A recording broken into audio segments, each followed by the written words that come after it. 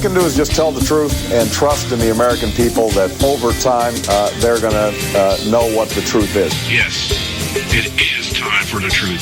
Right here, right now. This is the Conservative Syndicate. Real conservative talk from real conservatives.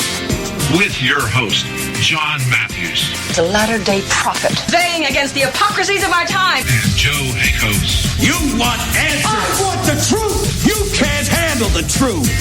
The Conservative Syndicate is comprised of some of the most informed pundits and activists available today.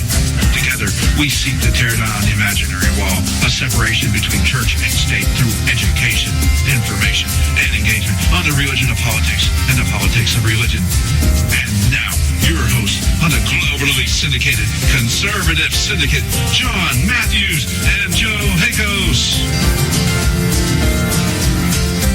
All right, hey, how we doing out there tonight all across this great republic of ours and around the world? It's that time once again for the Conservative Syndicate. We're glad to have you with us today. I am your host, John Matthews, along with Joe Hakos.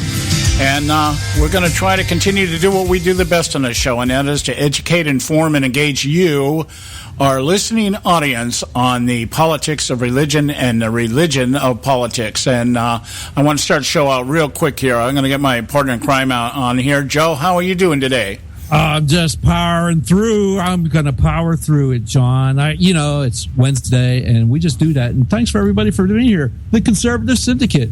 Real conservative talk from real conservatives. And don't leave, or we'll come and hunt you down. Well, we got a... yeah. I'm feeling a little bit, not under the weather, just lethargic today. Physically, the weather out here in California has just been atrociously hot out here, even for California, because we got a real bad streak of humidity coming through here. Heat in California is not too bad when it's that dry desert heat that we're used to, but humidity just I'm like a human barometer. When humidity hits, my body says yeah, so bear with me if I have maybe a few more Bushisms than I normally do during the course of the show. Well, you better not come to Florida. I might overheat. I might overheat a little bit, and due to dehydration. I only drink about 5 gallons of water a day, So anyway, yeah. I don't know. I think I kind of feel like I was talking to some people today. I had to get on the phone today to a few people. And, of course, everybody wanted to know my take on the debate. But there was this general feeling from everyone I talked to of disappointment in Donald Trump. Just because they were looking for Donald Trump to show up. That's the way it was put to me. He wasn't himself. He seemed timid. He seemed afraid. He seemed spooked, that kind of thing. And I said, well, I think perhaps he was. There was something. He was not his normal self. And some of them even observed things like after the debate was over, how the Clintons basically ruled the stage. And the Trump family just kind of disappeared off to the side somewhere, that kind of stuff. And I'm like, yeah, I said, but, they had a rally yesterday. Both of them went to rallies yesterday. And Clinton had all of 300 people. And Trump had somewhere between 10 and 12,000 show up at the airport he was at. He had 5,000 people that could not get into his rally because the fire marshal wouldn't let him in. There were so many people. Yeah, and then we were talking about that yesterday in the show. You said there was like 27,000 out there watching it on YouTube or live stream or something? A live stream, there's 27,000 watching it streamed live on Facebook. Yeah. Well, I was reading some stats this morning. They had over 100 viewers on YouTube during the debate. So, I mean, that's a massive amount of people. So, people are looking. They're looking out. They're watching what's going on. And but Hillary just, that enthusiasm gap, as they call it, it's more like an enthusiasm canyon. Forget the gap. It's more like a crevice, a cataclysmic crevice, a submarine canyon, kind of thing. Oh, yeah, and I don't know. And, this is what I noticed. You tell me if you noticed this, Joe.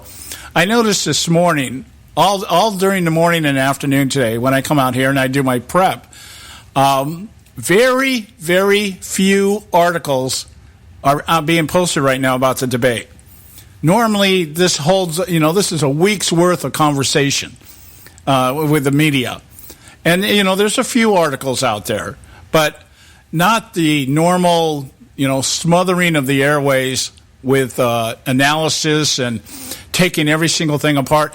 I can only draw from that conclusion that even though the Clinton camp believes she did such a marvelous job, that nobody really wants to talk about the debate because nobody wants to really remind anybody what was brought up at the debate. Yeah, they don't want to remind that, what was the original, anything original come from Hillary Clinton at that debate the other day? No. Any of her answers, was it anything original? Any of it? Was there something that hadn't been said by a Democrat running for president in the last, 30 years? Well, certainly nothing that she has said that was different from when she started this campaign over a year ago. It was just, some of the about the only thing that did change, or not really change, but the only thing that was evident. Now, how do I put this? Outside of the rehearsed talking points, were the rehearsed barbs at Trump to try to, lure him in. Were they rehearsed? You think she actually rehearsed those? You think she spent a week just memorizing these things, looking down at her notes to go, this is what I need to say here. I must talk like this. I must tell everybody. And I must point at that imaginary friend at every event I ever have. Well, one thing I noticed, and during the debate, she did look down at her podium a lot. So she definitely had some notes in front of her that would at least key her as to, where you're going to go if he says this, that kind of stuff. I mean, it seemed obvious to me, but I don't know. If somebody rehearsed and practiced as much as she claimed she did, when she was asked about, or Trump was kind of alluding to the fact that she was not in the public eye right now because of her sickness. He didn't say it that way, but, she's not out at rallies. She's not doing really anything, that kind of stuff. Even, you would think that if you rehearse something 100 times, and the people that are coaching you would say, you need a little bit more emotion there, or you need to loosen up a little bit. You would think that after maybe 100 times of trying one of her practice lines, that it would have been a little bit more. It could have at least appeared a little bit more spontaneous. But not Hillary. No, there is no imagination in this woman other than the same imagination that Barack Obama possesses, and that's what it would be like to be the world leader. What would it be like to be standing up in front of the masses of every shape, color, gender, and everything else, and just have them, just being ecstatic and throwing them wreaths at me as I walk by, and this, that, and the other. That could be the only imagination this woman has, or maybe finally got my father's approval, that kind of stuff. I don't know, but it just. I don't know. But I have to admit, and I think by now, the Clinton camp said they won, the Trump camp said they won, blah, blah, let's move on. But the Gary Johnson camp said he won. I'm sorry? The Gary Johnson camp said he won. Oh, yeah. And the Lester Holt camp said he won. and the crazy thing is the Cleveland Browns said that they won. And, of course, we got the Americans out there to say, try that little quasi-patriotic little thing you hear surface every now and then from the pseudo-intellectuals. Today, America lost. Okay, yeah, right. Really? Today? We probably lost, I don't know. Yeah, well. 25 years ago, maybe? Yeah. America lost, quite a while ago. So America lost, I don't know, in 1964. Yeah. I just always come back to that Benjamin Franklin cliche. You have a republic if you can keep it. So, and Franklin wasn't talking about the Russians hacking computers as being the downfall of America. Okay, he was talking about the enemy from within. You know, he wasn't the only one to say that. I'm gonna as we go through the break, I'm gonna look up another one that kind of mentions that. Somebody else, a prominent American history said something. I think you might be looking for Abraham Lincoln. I know it's Lincoln, but I was going to actually find the quote. Yeah, I don't remember. I could paraphrase it. Something about, if we're taken down, it's going to be from the enemies from within or something like that. I'm really paraphrasing it, but yeah. Anyway, what we're going to do here, we're going to go to a break. We're going to talk a little bit more about the debate, just because there's some things that we didn't get to yesterday just due to time. But there are other things going on.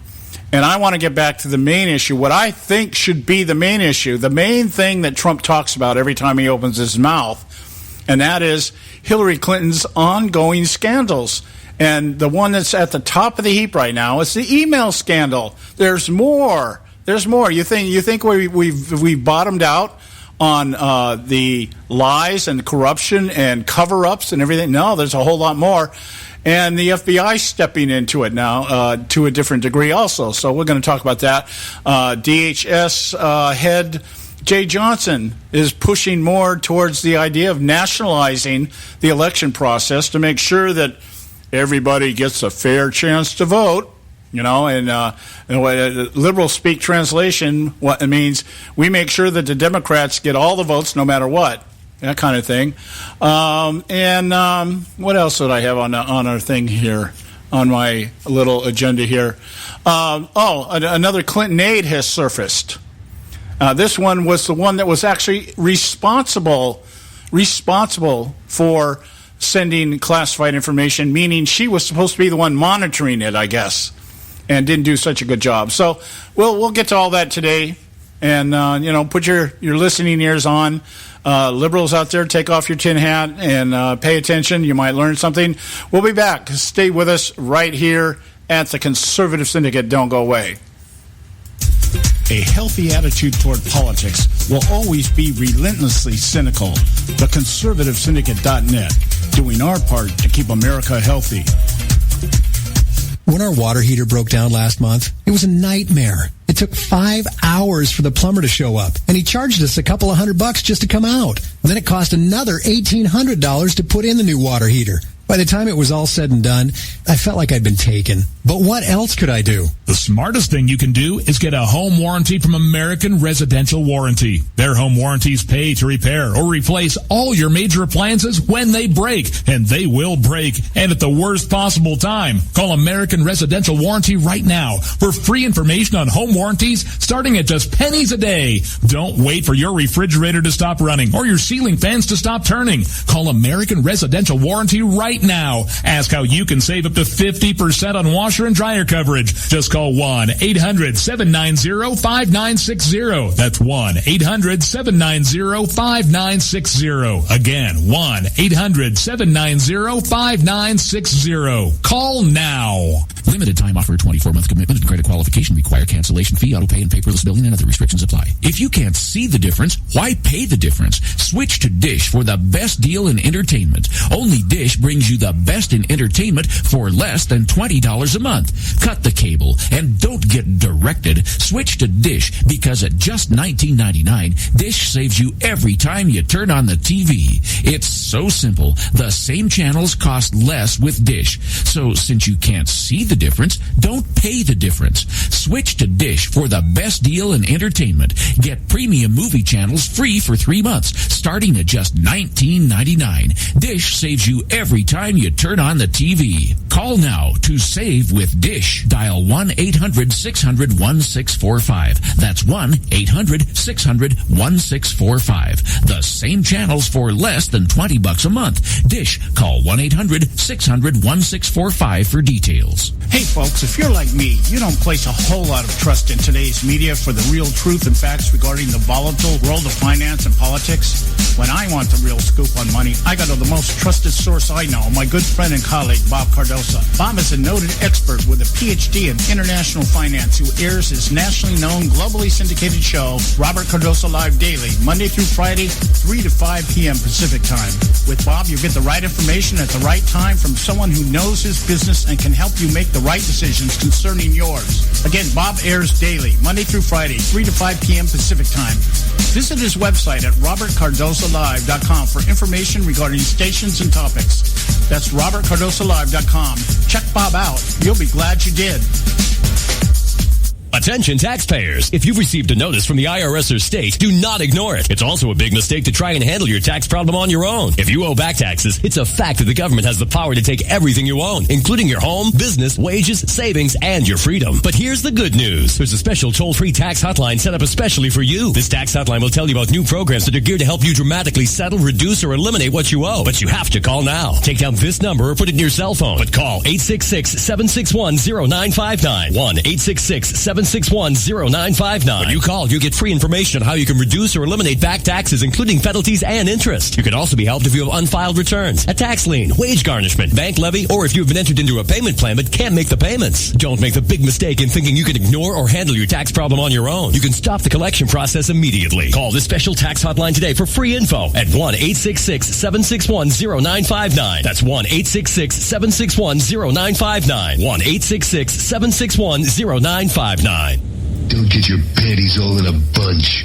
The Conservative Syndicate.net, exposing weapons of mass distraction.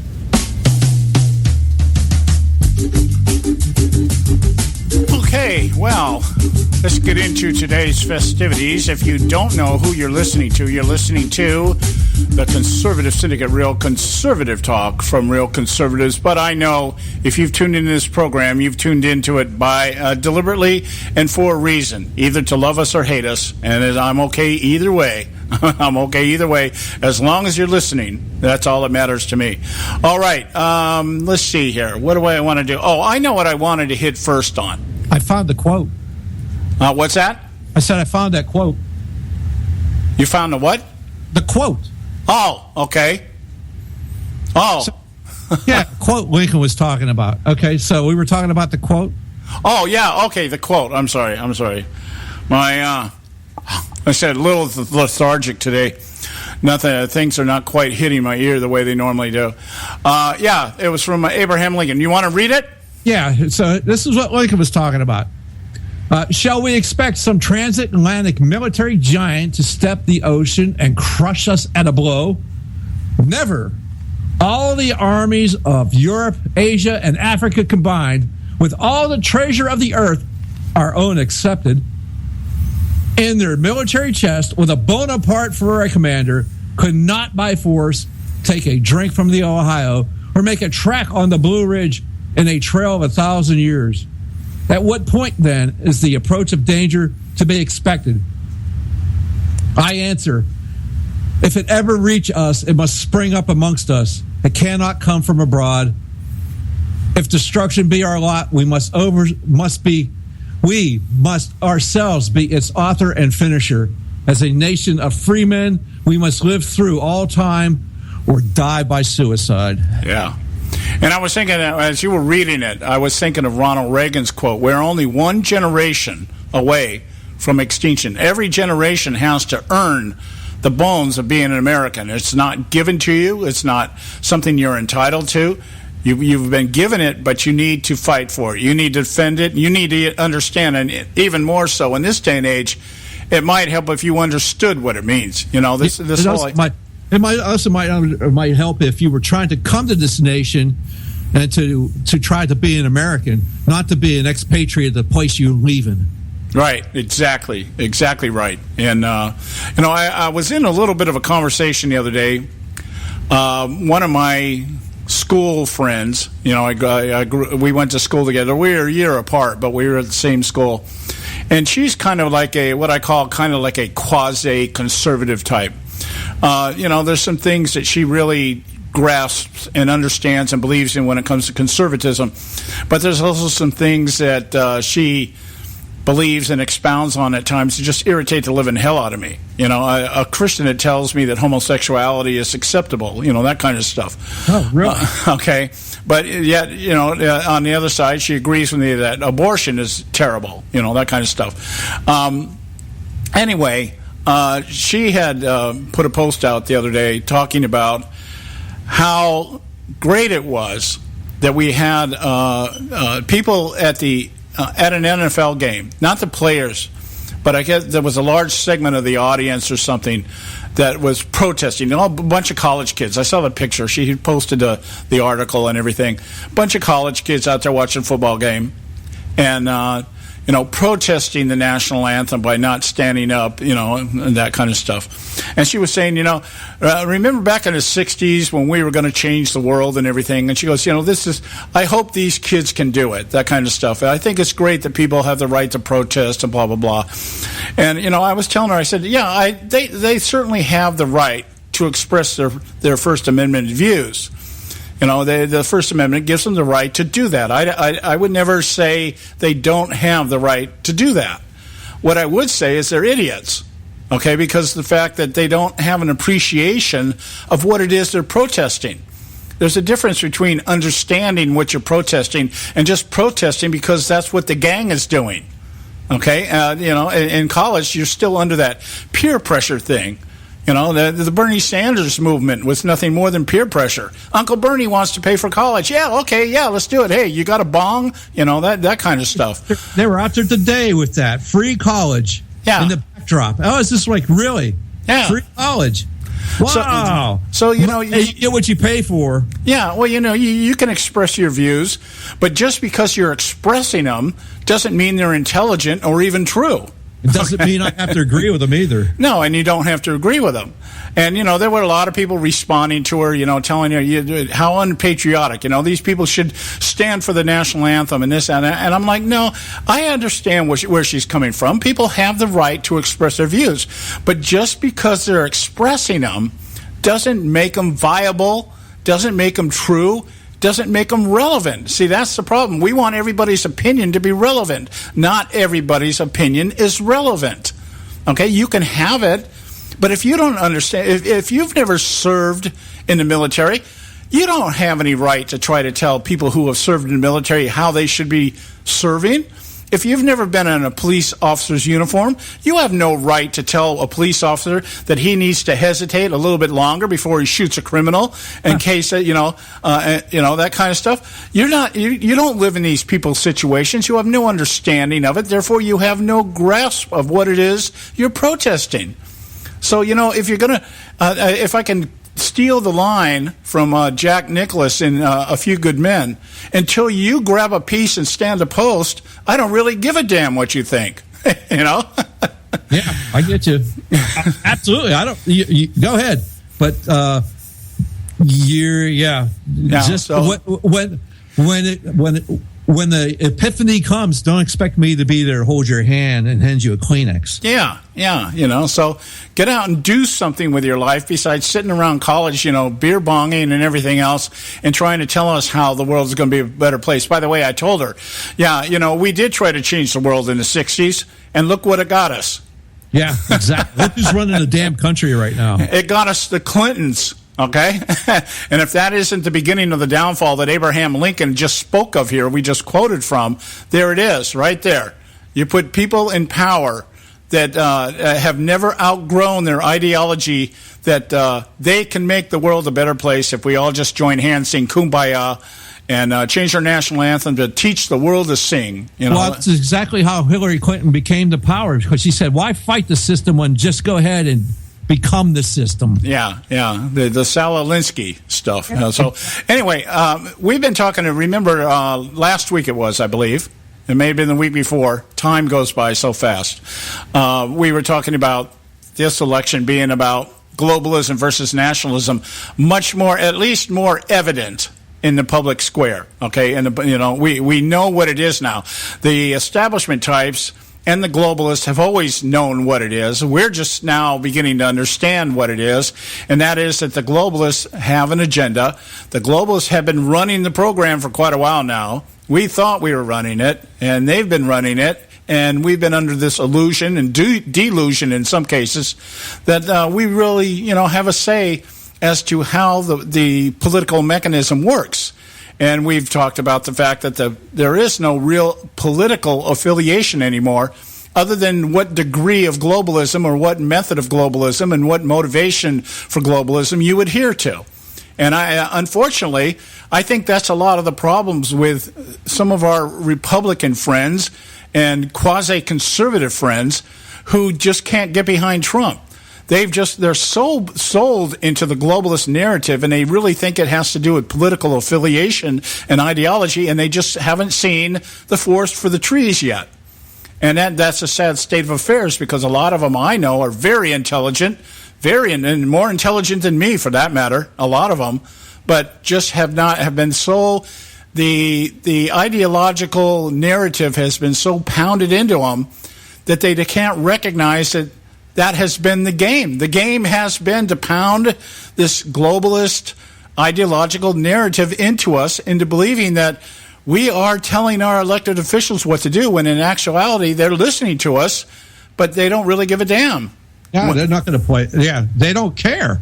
They absolutely will not play. They got their own agenda. Yeah, they're going to mouth the words to get elected. But the minute they're in D.C., they're going to do what they want to do. Yeah, so the reason I'm bringing all this up, there had to be a reason. One of the topics in the debate the other night never really went into it to the depth they should have, because I don't think either candidate really understands it, and that was the Trans-Pacific Partnership, which is Obama's attempt at globalizing the economy, making it a world economy rather than a national economy.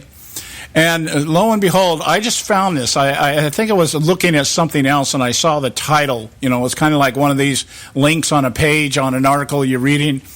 And this is from the Nikkei Asian Review. All right, this is a business section of an account. The Nikkei Asian Review is kind of like a global magazine for Asian Pacific business people, right? And it's written by some guy, I don't know if I pronounce his name right, Naoya Yoshino, who's a staff writer for the Nikkei Asian Review. He says, globalization appeared to be the loser Monday as the presidential debate between Democratic nominee Hillary Clinton and Republican Donald Trump made clear that the world may see a more insular America regardless of who wins.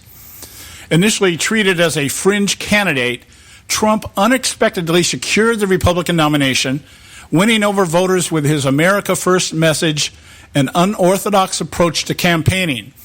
Though the real estate tycoon refrained from slinging insults during Monday's debate outside New York City, his nativist views were in evidence throughout. Trump blasted allies such as Japan, South Korea, Germany, and Saudi Arabia, claiming they do not pay a fair share of the cost of defense, such as for Japan's hosting of U.S. troops. On trade, he contended that countries such as Mexico and China are stealing American jobs. Clinton, on the other hand, called for maintaining existing diplomatic and security policy. The former Secretary of State referred pointedly to the questioning and worries on the part of many leaders across the globe stirred by Trump's campaign. I want to assure our allies in Japan and South Korea and elsewhere that we have mutual defense treaties and we will honor them, she said. And I'll give you this right here. This is the punchline. Yeah. Yet both candidates oppose the Trans-Pacific Partnership Trade Pact. No, one of them does. Yeah, one of them does. One of them says she does. There's a difference. The overriding sentiment that free trade costs U.S. jobs evoked the image of a more inward-looking nation than the superpower that once drove globalization. And think about that for a minute. The superpower that once drove globalization. Yeah, what did we have? Now, here it is. The TPP is a cornerstone of President Barack Obama's diplomatic rebalance to the Asia-Pacific region and a key part of efforts to rein in China's aggressive assertion of maritime territorial claims. Neither Trump nor Clinton offered clear solutions on how to deal with China's rise, nor on how to tackle terrorism or North Korea's nuclear development. Now, what I get from this, you tell me if I'm wrong, Joe, what I'm getting from this guy over in Japan, he's telling us basically that Barack Obama's diplomatic rebalancing to the Asia-Pacific region is the key to neutralizing China. That's bullcrap. That's not what it's about. No, it's not. It's about the globalization of the economy. That's what it's about. It's about tearing down the American economy even more and requiring more dependence on other countries for economic prosperity. Look, it's the EU on steroids, okay? That's what the TPP is. It's exactly why the Brits wanted to leave the EU.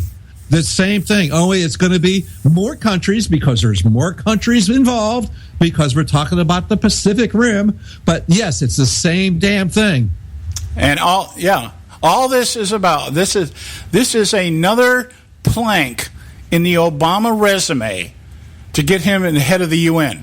I'm telling you, as sure as day, that's what this is about. This TPP is about protecting not only Barack Obama's diplomacy, his reputation as a diplomat, and the ability to solve problems without firing a shot. If I can steal one of the leftist talking points, the Iran deal. Oh yeah, we disarmed Iran of nuclear capabilities without firing a single shot.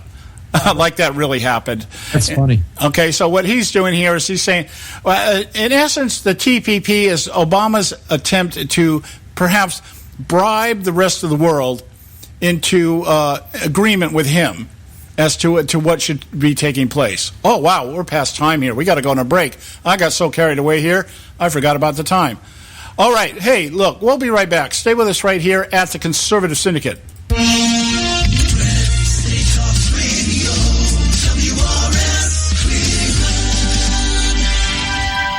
Ever wonder how the credit card companies make their money? Well, think about this. If you owe $25,000 on 5 different credit cards and you make your minimum payments every month, here's what it's going to cost you. Are you sitting down? You'll shell out over $13,000 in additional interest, and it's going to take over 13 years to pay off your original $25,000 balance. That's how they make money. Now it's your turn to fight back by calling the Debt Solutions Network.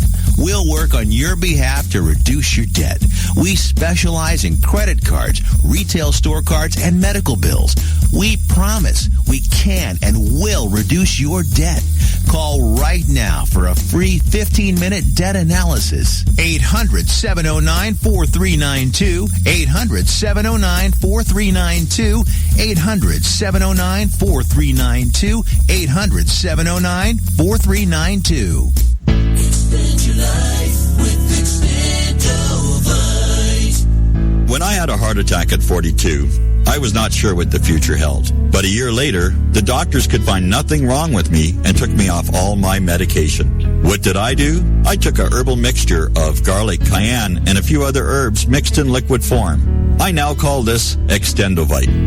I would have never believed that a few simple herbs could actually change my life like they did.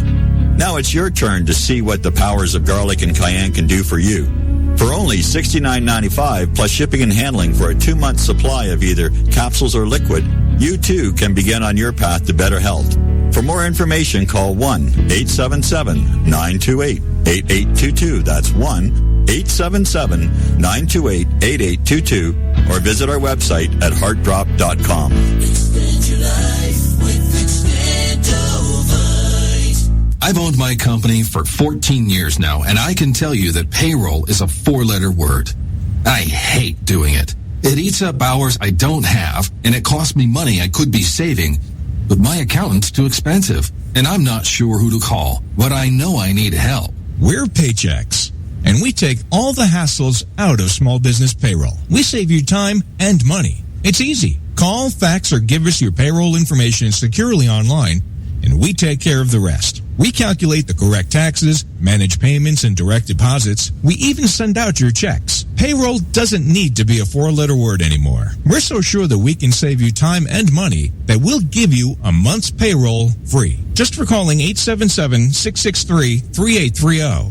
Get 1 month's payroll for free. Call Paychex right now. 877-663-3830. That's 877-663-3830. Hey, I don't back anybody unless I believe in them. And I do believe in the value of investing in gold and silver. And the company I trust to buy my gold and silver from is Swiss America. I've been working with them for nearly a decade. I trust them, and you can too. Swiss America will help you sort through and find the best options available when you're considering investing in gold and silver coins. Listen, for over 30 years, Swiss America has been offering Americans what they want in their investments: safety, liquidity, quality, reliability, and a potential profit. Gold and silver have a place in every investor's portfolio. So why not let Swiss America help you diversify your investment portfolio now? Call now for free information. 800-978-3907. 800-978-3907. 800-978-3907. 800-978-3907. If you've got joint pain, let me ask you a question. Would you like a high-quality knee, back, shoulder, or ankle brace at little or no cost? But just in case your reception isn't great, let me ask you again. Would you like a pain-relieving knee, back, shoulder, or ankle brace at little or no cost? Well, if you have Medicare insurance, you could qualify for these pain-relieving braces at little or no cost. And these are high-quality braces. They are very comfortable, and they've helped thousands relieve their pain. Now, I'd like you to imagine going on vacation, playing with your grandkids, just living your life again without pain. The Mobility Hotline is a referral service that connects folks with Medicare coverage and other insurance to accredited companies offering pain-relieving braces at little or no cost. And don't you worry about the Medicare paperwork. They'll handle it all for you. And they'll deliver your braces for free. Call the Mobility Hotline now. The call's free. 1-800-557-6150. 1-800-557-6150. 1-800-557-6150.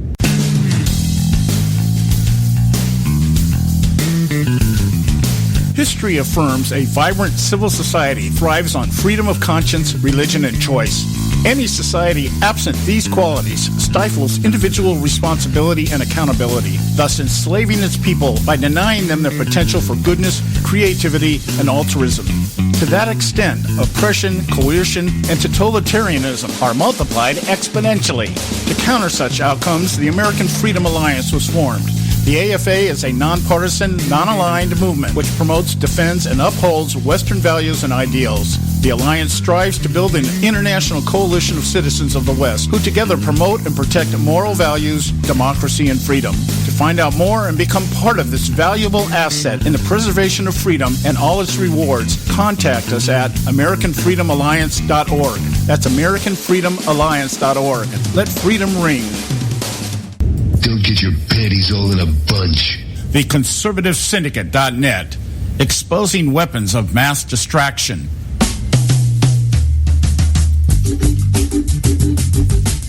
All right, hey, we're back, and you are listening to the Conservative Syndicate, Real Conservative Talk from Real Conservatives. I'm your host, John Matthews, along with Joe Hakos, and I'm going to shift gears here. We were just talking about the idea that the world, especially over in the Pacific Rim, are paying close attention to what's going on in this presidential election because what they feel or what they fear is the loss of the Trans-Pacific Partnership. Yeah, well, they think it'll be good for them. It'll be bad for America. Yeah. Good for them. And the thing is let's just remember about this. This is being touted right now as a trade deal, an economic deal. But just like the European Union was a trade agreement in its beginning, and that as it stands right now, and the biggest reason why the Brits left it, had the Brexit, was it became a political deal. Right. Where you had unelected bureaucrats in a foreign land telling you how you are going to have things done in your country. And that's the recipe for the entire globalist movement, the New World Order, whatever you want to put on it, Agenda 21, whatever is out there, okay? Climate change, all this stuff ties into one thing, globalization of the world, moving everything under one central command, a few central planners chosen because of their ability to either lie or cheat or whatever, and that, I guess that would put Clinton certainly on the list of the most qualified. And the most experienced, let's use her phrase. Yeah, she may be the most experienced person ever to run for president. Experienced in corruption, lying, scandals, everything that you don't want in a politician. But certainly great qualifications for somebody sitting on the board of directors at the New World Order Corporation, that kind of thing. And so I want to move on to a different thing, talking about Hillary Clinton, because this is the one thing I'm hoping Donald Trump does in these next two debates. And if he doesn't do this, I don't think anything else is going to matter in terms of him burying Clinton. It's not that I'm going to think, okay, if he loses the debates, he's not going to get any. He's not going to win. I'm not really sure at this point in time. The debates really are going to sway a lot of people one way or the other. The panel I was on the other night, they were talking about, oh yeah, there's like 10 to 15% of voters undecided. Some people think 20%. I don't think that's the case at all.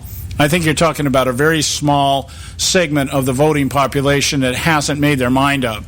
I think it's more along the line of people knowing who they're going to vote for but not wanting to admit it. Yeah, I think there's more of that going on than anything else. Yeah. I think there's a lot of people that, well, and rightfully so, because if they are thinking about voting for Donald Trump, and they probably reside in places where that would not be a very popular thing to do, right? Because of where they live. Yeah, that being democratically controlled inner city, et cetera, et cetera, et cetera. Yeah, and the reason I say that, there was two things that I heard consistently during the debate that gave me pause. One thing I heard during the debate, and then what I'm seeing out there in cyberspace right now, as I just mentioned briefly here, I'll go back to it, but I'll just mention it real quickly. The DHS wanting to get involved in nationalizing the election process at the state level. There could be only one reason they want to do that, and that is because they're afraid those dead Democrats won't be able to vote. Or they want the ability to be able to manipulate. We want to make sure Pennsylvania right now, Donald Trump, I guess, is like 2 points ahead of Hillary. We want to make sure those districts that have 106% turnout maintain their voting integrity, that kind of stuff. They want 100% of the votes to go to Hillary Clinton. Yeah. We want to make sure of that. But more to the point here, and this is where, as we were talking the other night, I had to agree. Like I said, I talked to a bunch of people here during the day. Not a bunch of people, but a few. And they were really disappointed in Trump's performance in terms of, we really thought he was going to nail this bitch to the wall. That's how one guy said it to me. I thought he was really going to nail that bitch to the wall. And he didn't do it. And I'm looking at an article here from the New York Post. And I'm actually going to read you most of this article. And then we'll get to break, and we'll maybe talk about when we get back. I'll get Joe's take on this. Hillary failed as the Secretary of State. Why would President be any different? And this is written by the New York Post, Betsy McCoffey at the New York Post.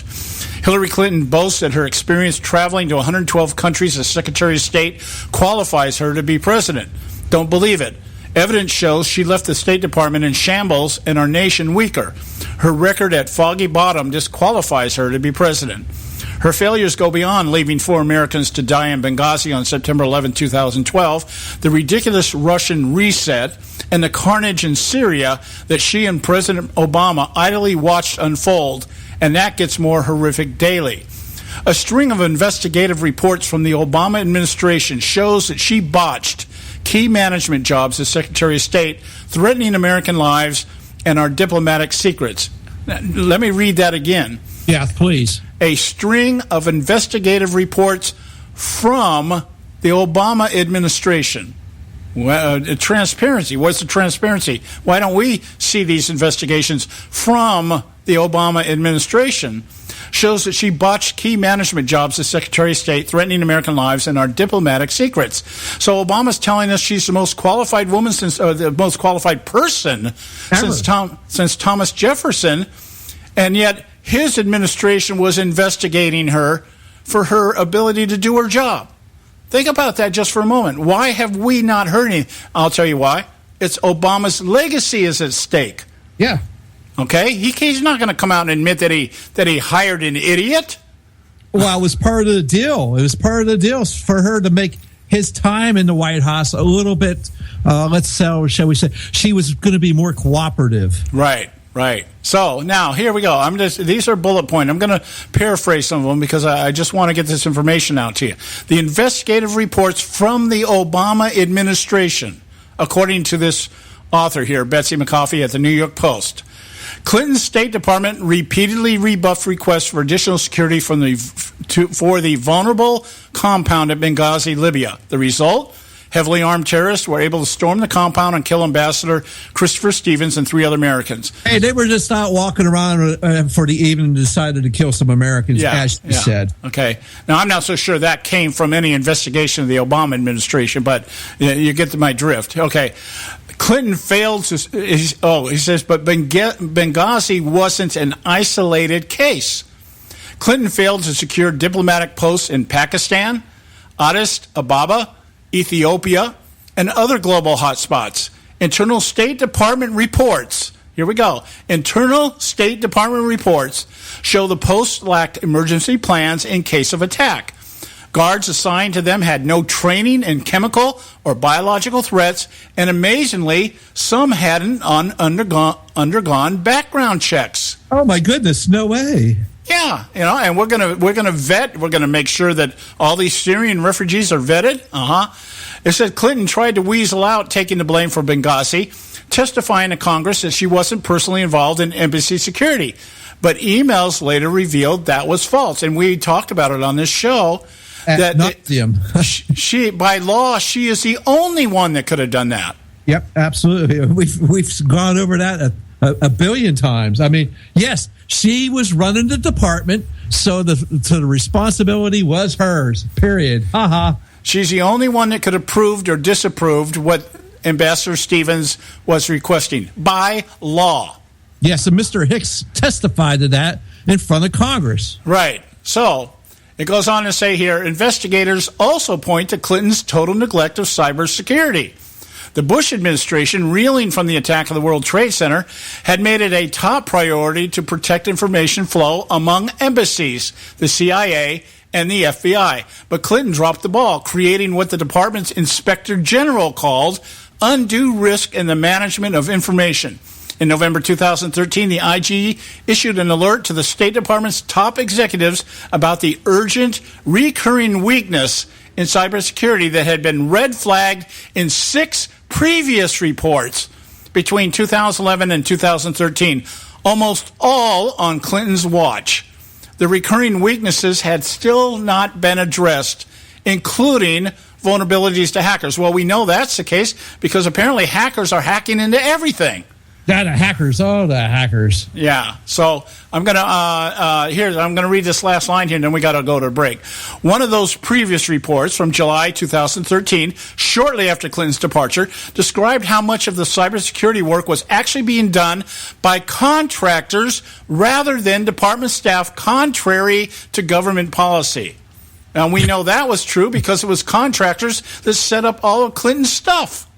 Okay? John Battelle, in charge of state cybersecurity during the Clinton's tenure, is one of the 5 State Department staffers who demanded immunity before talking to the FBI investigators about Clinton's private server scheme.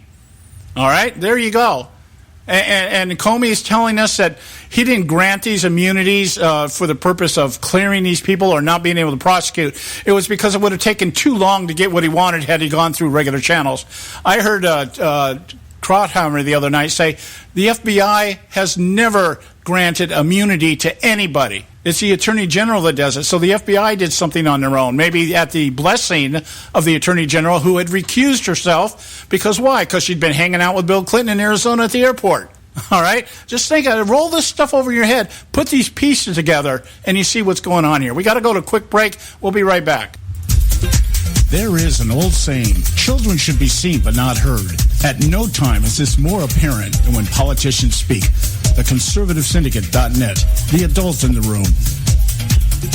Hey folks, if you're like me, you don't place a whole lot of trust in today's media for the real truth and facts regarding the volatile world of finance and politics. When I want the real scoop on money, I go to the most trusted source I know, my good friend and colleague, Bob Cardoso. Bob is a noted expert with a PhD in international finance who airs his nationally known, globally syndicated show, Robert Cardoso Live Daily, Monday through Friday, 3 to 5 p.m. Pacific time. With Bob, you get the right information at the right time from someone who knows his business and can help you make the right decisions concerning yours. Again, Bob airs daily, Monday through Friday, 3 to 5 p.m. Pacific time. Visit his website at robertcardosolive.com for information regarding stations and topics. That's robertcardosolive.com. Check Bob out. You'll be glad you did.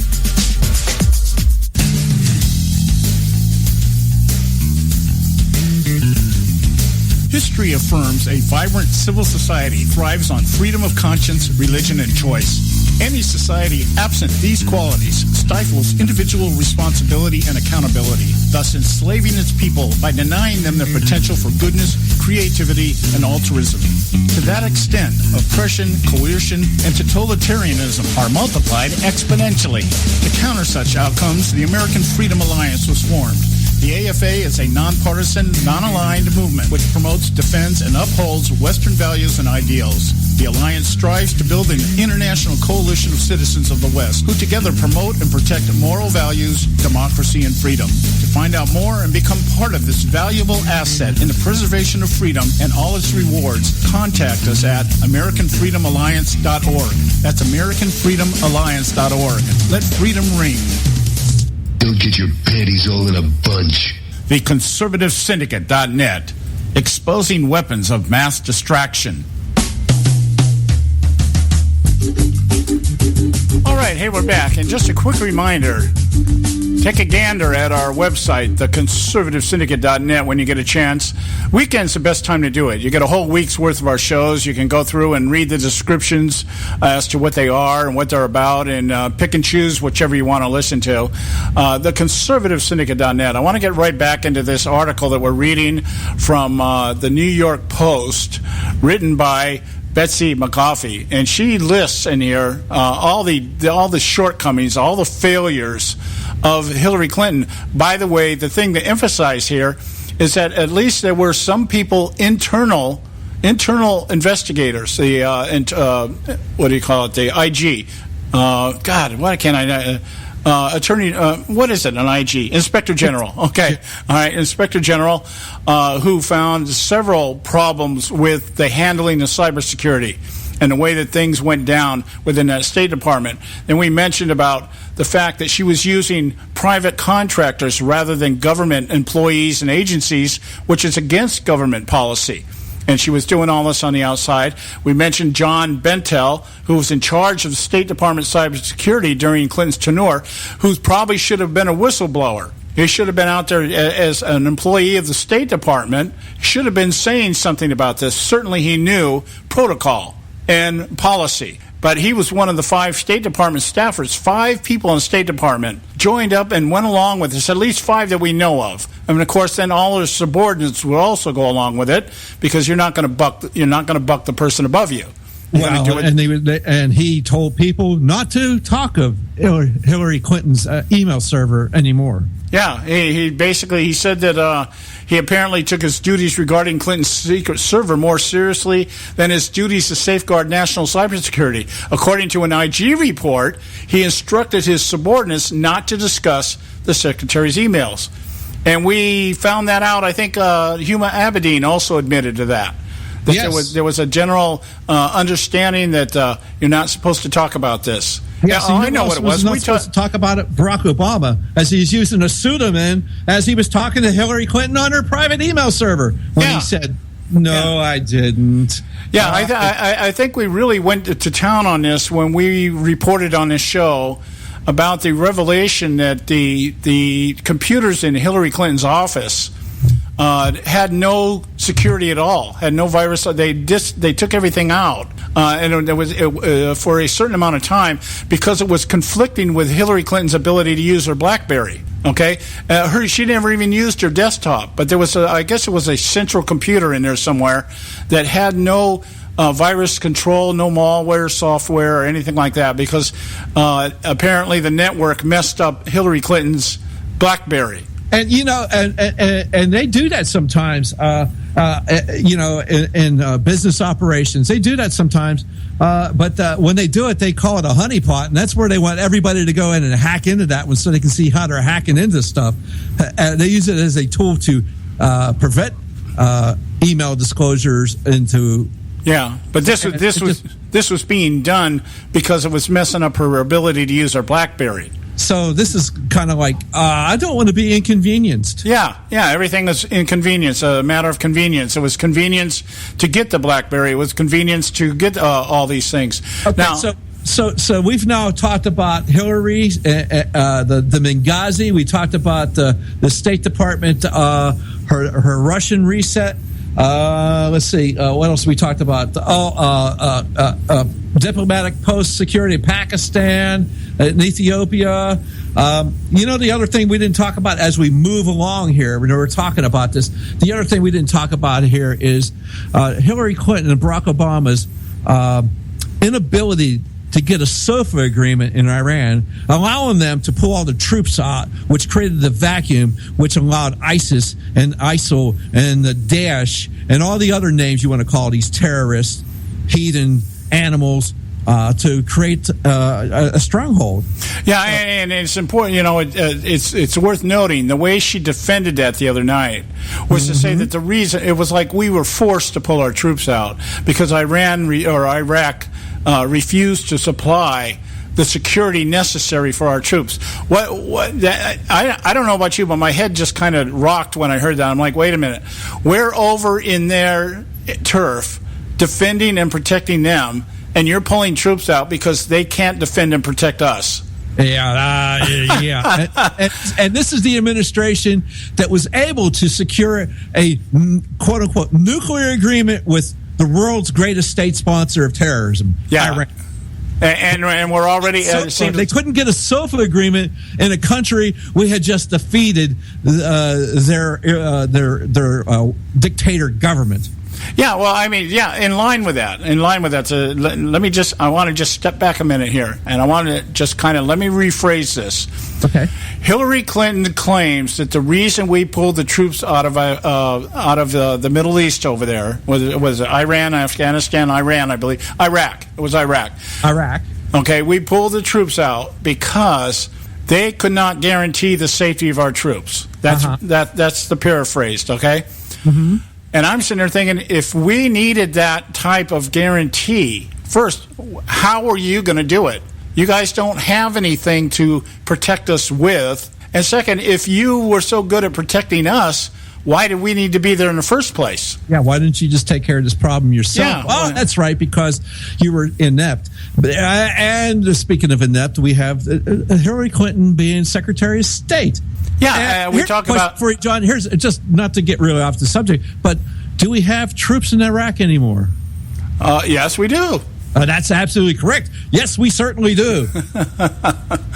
I mean, the whole argument, you have to be a liberal to be able to hear that and process it and say, oh, yeah, okay, I get it.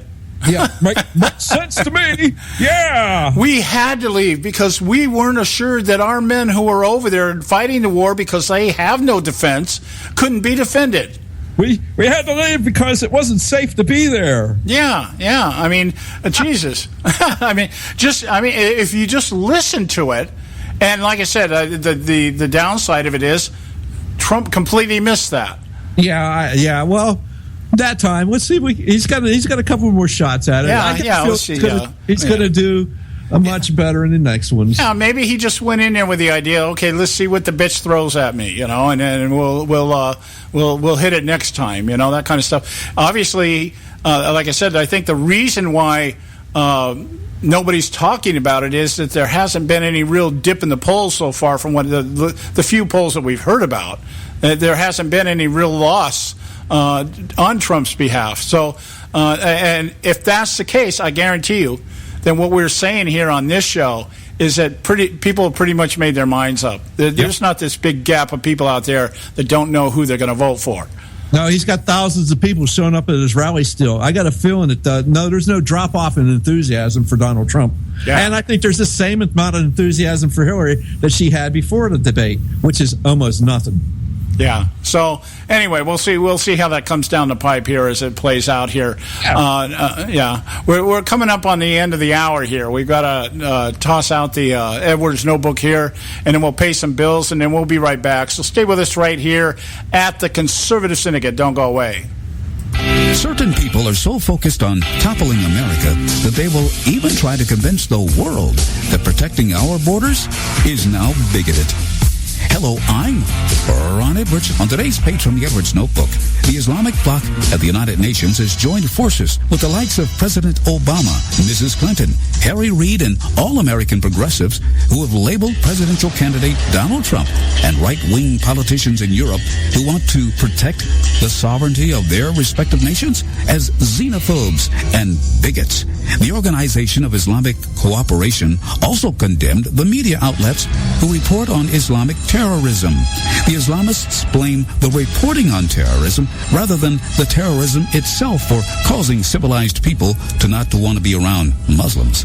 I'm sorry, but the Quran instructs Muslims to kill, enslave, or brutally overtax non-Muslims. And talk about bigots. It's the Muslims who are taught from birth to hate Jews and that black people have no souls and are raisin heads. Let's not forget, it was Muslims who declared war on America and the West in 1979. So yes, America will soon protect our borders, and if progressives and Muslims don't like it, too bad. I'm Ron Edwards.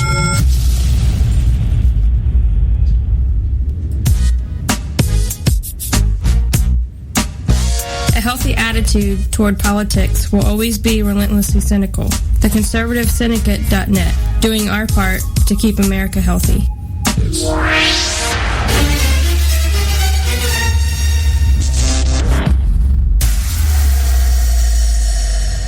Prices are for base buildings only. May not be available in some areas. Attention business owners, do you want a stimulus package that really works? Before you spend thousands of dollars more than you should on your next building project, listen to this. General Steel has a stimulus package designed to help you save as much as half the cost of conventional construction on your next building. As much as half. That's right. General Steel can save you thousands of dollars with a pre-engineered steel building designed for your business or church. How about a 50 by 100 foot building for under $30,000? So don't pay thousands more than you should without calling General Steel first and save as much as half the cost and time of conventional construction. With the projected demand for steel in Japan and China, prices may be skyrocketing. 877-927-3360. 877-927-3360. 877-927-3360. Term life insurance. It can be a powerful way to protect your assets and your family. You work hard to earn and save your money to build a nest egg for the future. Don't let it get wiped out because you didn't plan ahead. Take the time now and make a small investment in $500,000 or more in quality term life insurance. Call the Term Lifeline and let us shop the best companies to give you the lowest rates. We specialize in policies of $500,000 and above. Ask about some of our 10 and 20-year fixed rate plans with guaranteed rates. Call the Term Lifeline right now for your free insurance quote. 800-870-3609. 800-870-3609. You owe it to yourself to protect your family and your assets. Make term life insurance part of that plan. Call the Term Lifeline right now. 800-870-3609. 800-870-3609. Hey folks, if you're like me, you don't place a whole lot of trust in today's media for the real truth and facts regarding the volatile world of finance and politics. When I want the real scoop on money, I go to the most trusted source I know, my good friend and colleague, Bob Cardosa. Bob is a noted expert with a PhD in international finance who airs his nationally known, globally syndicated show, Robert Cardosa Live Daily, Monday through Friday, 3 to 5 p.m. Pacific Time. With Bob, you get the right information at the right time from someone who knows his business and can help you make make the right decisions concerning yours. Again, Bob airs daily, Monday through Friday, 3 to 5 p.m. Pacific Time. Visit his website at robertcardosalive.com for information regarding stations and topics. That's robertcardosalive.com. Check Bob out. You'll be glad you did.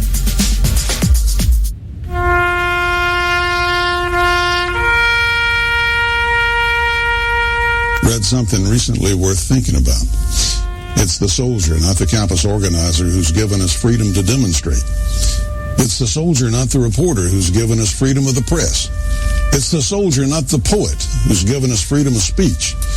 It's the soldier who serves under the flag, who defends the protesters' right to burn the flag.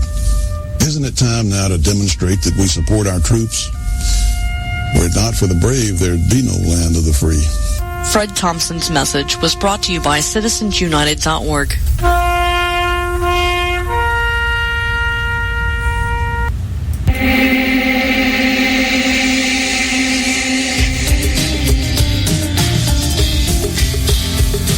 All you can do is just tell the truth and trust in the American people that over time they're going to know what the truth is. Yes, it is time for the truth. Right here, right now. This is the Conservative Syndicate. Real conservative talk from real conservatives. With your host, John Matthews. The latter-day prophet. Staying against the hypocrisies of our time. And Joe Akos. You want answers. I want the truth. You can't handle the truth. The Conservative Syndicate is comprised of some of the most informed pundits and activists available today.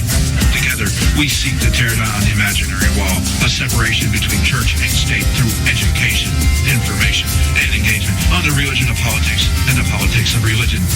And now, your host on the globally syndicated Conservative Syndicate, John Matthews and Joe Akos.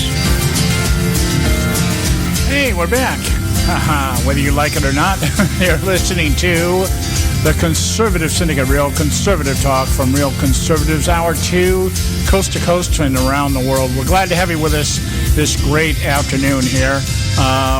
2 days out from the debate now, and we're tying up some loose ends here in terms of, one, to further expose Hillary Clinton for what she is, and 2, to remind you of what she is, and 3, to remind Donald Trump of what he should be saying. We were talking about that, John, we should probably talk a little bit about our emails, but let's finish this thing up about the State Department. Because there's a couple other things here. This is a recap, kind of like a recap offered by Betsy McGoffey out there at the New York Post as to the dismal failure of Hillary Clinton as Secretary of State. The other night at the debate, Trump just brushed the surface of it. And when she said, "Well, I've been a state senator, and I've been a State Department, and I've been a senator," and he said, "Yeah, and you made everything a mess," and just left it at that. You know, those are the moments where you say, "Yeah, and this is what you did not. This is what you accomplished." This is what you accomplished. We got 4 people dead in Benghazi. We have other posts out there that also had major problems with security. You failed to take care of them. And no, it wasn't your fault. Or yes, it was your fault that the security issue in Benghazi wasn't taken care of, because by law you're the only one that could have done it. You know, that kind of, and you could have gone down the list. And I'm looking at her list now. I want to sum up these other things here. She goes on to tell us here that one of the other offenses is Clinton's neglect of the entire department's digital security, exposing communications between thousands of agents and diplomats across the globe. Even after WikiLeaks released 250,000 confidential State Department documents in 2010, Clinton didn't plug the holes in the state's cyber setup. Yet on Monday's debate, Clinton had the nerve to claim that she takes threats to the nation's cybersecurity very seriously. Okay? Yeah, when the cybersecurity in terms of people being able to read my emails, she takes that real seriously.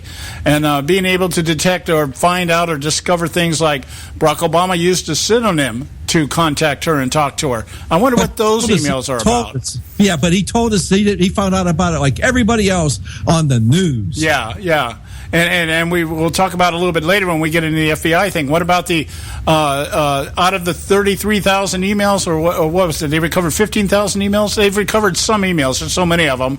1,000 of them were deleted from David Petraeus. Remember this guy? General David Petraeus, the guy that actually was found guilty of compromising security information. Security information. 1,000 of his emails were deleted. Oh my goodness! Wow, he got in trouble for it though. Okay, let's finish up on this. Yeah. Hillary, here's one that doesn't get enough airtime. Hillary's management of finances at the state, $6 billion unaccounted for. $6 billion with a B, $6 billion unaccounted for. I wonder how much of that money ended up in the Clinton Foundation. And you think, she's out there ranting and raving about what's Donald Trump trying to hide with his tax returns. Yeah, what are you trying to hide? What happened to $6 billion? Probably went to these contractors that they weren't supposed to have. They went somewhere. Maybe 1.7 billion of it went to Iran in exchange for hostages. No. They had to do that. In the dead of night with unmarked bills. Yeah, but if the money's missing, where did the money come from? Now that went somewhere else. I don't know, to pay for, maybe some Chipotle somewhere. Yeah, and here's the last one here that I hadn't even thought about. In fact, I didn't even know about, unless we're talking about the Secret Service guys down in Colombia with hookers and getting drunk, covering up several investigations into sexual misconduct and prostitution at the state. I mean, if that was happening at the state, we're not talking about Secret Service guys. Brings a new definition to diplomatic relations. Yeah, and the investigators, and I'm assuming they're talking about the Inspector General, complained of an appearance of undue influence and favoritism. No. So Patty ends this article by saying, so what are the odds Hillary would run the federal government with integrity, keep the nation safe, and get taxpayers more for their money? Zero. Yeah, exactly, zero. All right, we're going to go to a quick break here. When we get back here, I'm going to give Joe some airtime here on this FBI stuff because that's starting to come back in front and center. A lot of things going on with the FBI. I think James Comey is trying to do as much as he can to help Hillary Clinton, should she win the White House, before he leaves office. I'm sure this guy's getting ready to bail. And just, with the actions he's taking right now, I can't help but think he's going to I'm going to do you some stuff here before I bail out of here so that you don't harass me once I leave. That kind of thing. Stay with us right here at the Conservative Syndicate. Don't go away. A healthy attitude toward politics will always be relentlessly cynical. TheConservativeSyndicate.net, doing our part to keep America healthy. When our water heater broke down last month, it was a nightmare. It took 5 hours for the plumber to show up, and he charged us a couple of $100 just to come out. And then it cost another $1,800 to put in the new water heater. By the time it was all said and done, I felt like I'd been taken. But what else could I do? The smartest thing you can do is get a home warranty from American Residential Warranty. Their home warranties pay to repair or replace all your major appliances when they break, and they will break, and at the worst possible time. Call American Residential Warranty right now for free information on home warranties starting at just pennies a day. Don't wait for your refrigerator to stop running or your ceiling fans to stop turning. Call American Residential Warranty right now. Ask how you can save up to 50% on washer and dryer coverage. Just call 1-800-790-5960. That's 1-800-790-5960. Again, 1-800-790-5960. Call now. Limited time offer, 24-month commitment and credit qualification require cancellation fee, auto pay, and paperless billing, and other restrictions apply. If you can't see the difference, why pay the difference? Switch to Dish for the best deal in entertainment. Only Dish brings you the best in entertainment for less than $20 a month. Cut the cable and don't get directed. Switch to Dish because at just $19.99, Dish saves you every time you turn on the TV. It's so simple. The same channels cost less with Dish. So since you can't see the difference, don't pay the difference. Switch to Dish for the best deal in entertainment. Get premium movie channels free for 3 months, starting at just $19.99. Dish saves you every time you turn on the TV. Call now to save with Dish. Dial 1-800-600-1645. That's 1-800-600-1645. The same channels for less than $20 a month. Dish. Call 1-800-600-1645 for details. Hey folks, if you're like me, you don't place a whole lot of trust in today's media for the real truth and facts regarding the volatile world of finance and politics. When I want the real scoop on money, I go to the most trusted source I know, my good friend and colleague, Bob Cardoso. Bob is a noted expert with a PhD in international finance who airs his nationally known, globally syndicated show, Robert Cardoso Live Daily, Monday through Friday, 3 to 5 p.m. Pacific Time. With Bob, you get the right information at the right time from someone who knows his business and can help you make the right decisions concerning yours. Again, Bob airs daily, Monday through Friday, 3 to 5 p.m. Pacific Time. Visit his website at robertcardosolive.com for information regarding stations and topics. That's robertcardosolive.com. Check Bob out. You'll be glad you did. Attention taxpayers. If you've received a notice from the IRS or state, do not ignore it. It's also a big mistake to try and handle your tax problem on your own. If you owe back taxes, it's a fact that the government has the power to take everything you own, including your home, business, wages, savings, and your freedom. But here's the good news. There's a special toll-free tax hotline set up especially for you. This tax hotline will tell you about new programs that are geared to help you dramatically settle, reduce, or eliminate what you owe. But you have to call now. Take down this number or put it in your cell phone. But call 866-761-0959. 1-866-761-0959. When you call, you get free information on how you can reduce or eliminate back taxes, including penalties and interest. You can also be helped if you have unfiled returns, a tax lien, wage garnishment, bank levy, or if you've been entered into a payment plan but can't make the payments. Don't make the big mistake in thinking you can ignore or handle your tax problem on your own. You can stop the collection process immediately. Call this special tax hotline today for free info at 1-866-761-0959. That's 1-866-761-0959. 1-866-761-0959. Don't get your panties all in a bunch. The Conservative Syndicate.net, exposing weapons of mass distraction.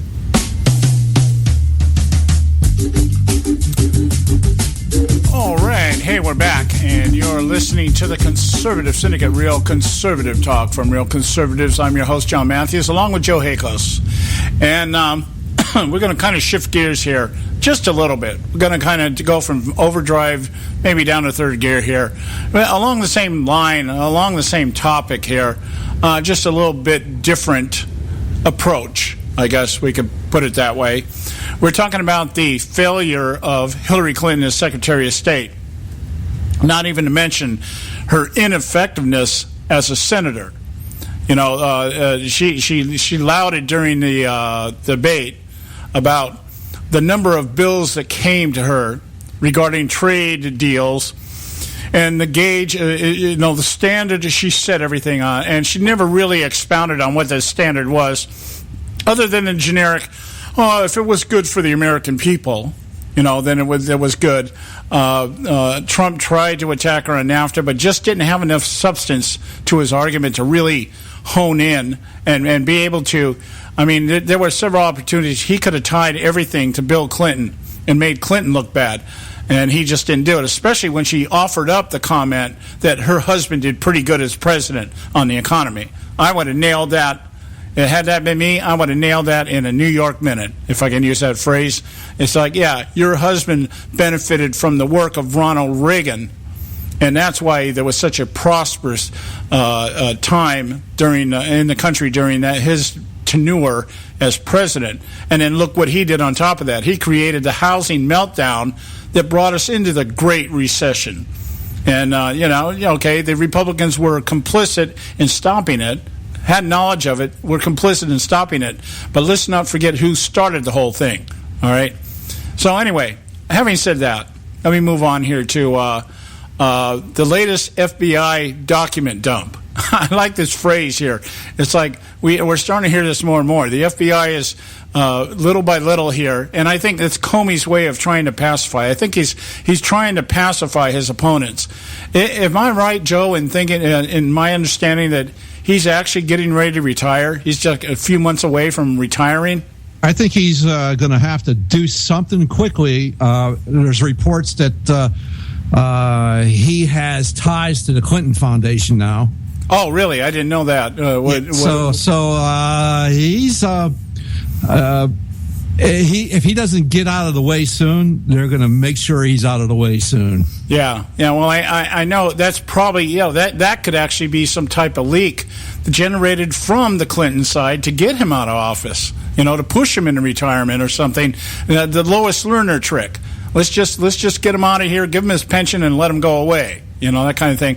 But it also, if that's the case, that also explains to me why we're seeing some actions coming out of the FBI right now. Like I was just reading here during the break, Comey's telling the House committee here that the FBI within 2 years is going to have some kind of database on the number of violent deaths in cities caused by police officers. Yeah, exactly. By civilians being shot by police. Yeah, and the only reason they would want that is so that the FBI could somehow become involved in the investigation. And of course it's got to be some kind of civil rights violation. I mean, I can see this whole thing. The FBI obviously has become an extension. This is something I said at the beginning of the week, and I have said it before, and I'll probably continue to say it. How is it, or what? Well, we know how it is, and we know why it is. But does anybody else notice that every time the Clintons get involved with something or somebody, it turns corrupt? Yeah, absolutely. It's always been corrupt, and that goes from the very beginning when they were in Arkansas. I mean, Tyson paying them off to keep them out of paying fines and everything for polluting the rivers in Arkansas. Yeah, with chicken crap. Literally chicken crap. Yeah, and Hillary Clinton getting fired from the law firm for what? Unethical conduct. Oh, yeah, during the Watergate investigation. Yes, back in the day. Yeah, getting kicked off the Watergate committee for what? Unethical conduct. Yeah. So it goes on, and now you put her in a position of power with the State Department, and look what's happened here. Gowdy's coming out the other day in his committee hearing saying, hey, we know that the State Department's been in collusion with these guys. Well, it doesn't really matter what these guys in Congress are doing. I mean, the one guy was subpoenaed and said, screw your subpoena. And he just kicked back and drank some beers on his couch and watched reruns of The Guiding Light. Yeah, and I love the way Congress does. I always think of Hans Blink, the UN representative in Team America. The puppet cartoon that came out years ago. We're going to pass a resolution and hold him in contempt. So what? They can frame it on his wall next to restraining orders. Yeah, and we're going to send him a strongly worded letter. Yes, and we're going to tell you we're really, really angry.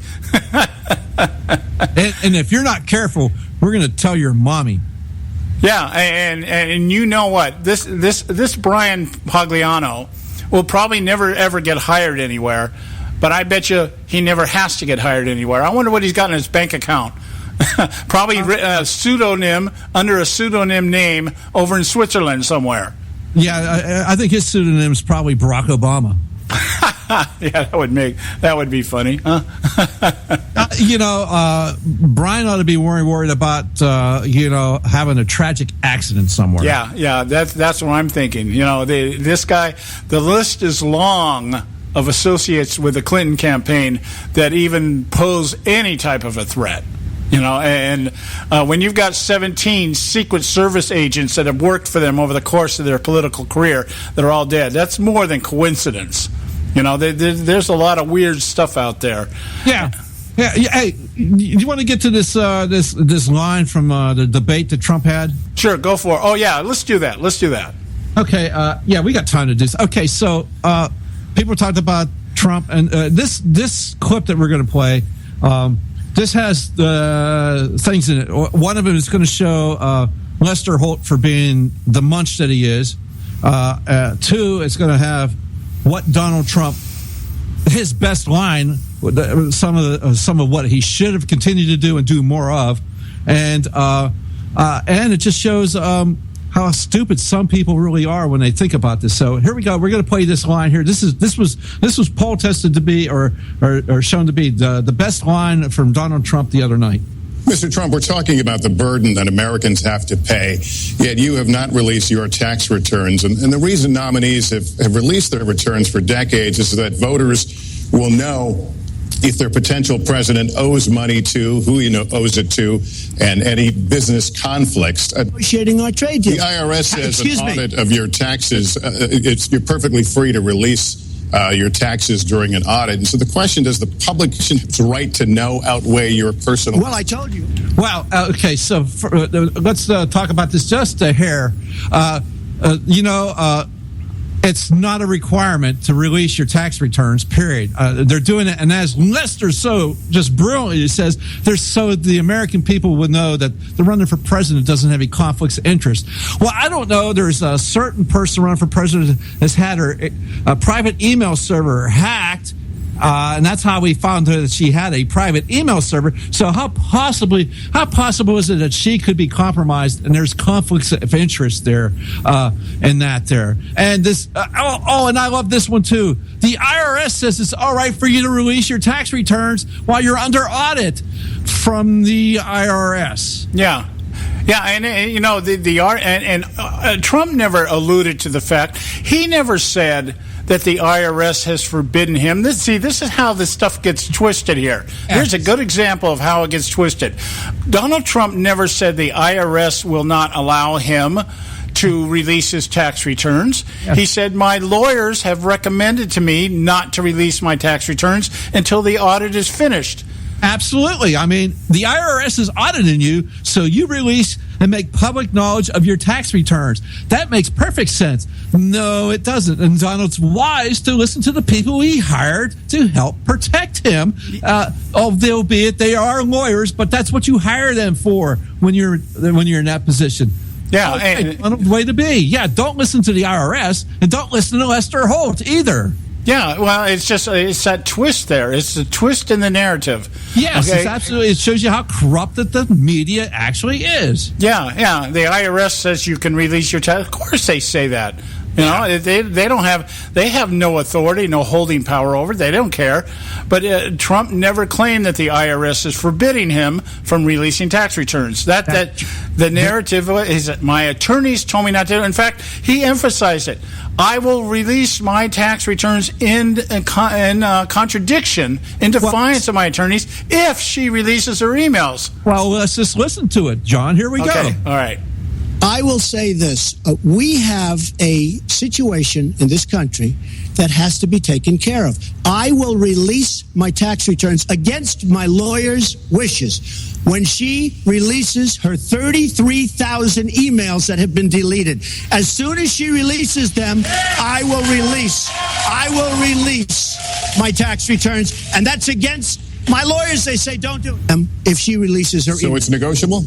It's not negotiable. No, let her release the email. Why did she delete 33,000? Well, I'll let her ask. Yeah, so, dear Lester, it's not negotiable. What are you talking about negotiable? Release? Yeah, you turn over the emails, and I'll release my tax returns, even though my attorneys say don't do it. Yeah. Negotiable in what way? Like, she only negotiate on the number of emails that she'll release to get you to release. She's already done that. She's already done. How about what? She gets immunity? What?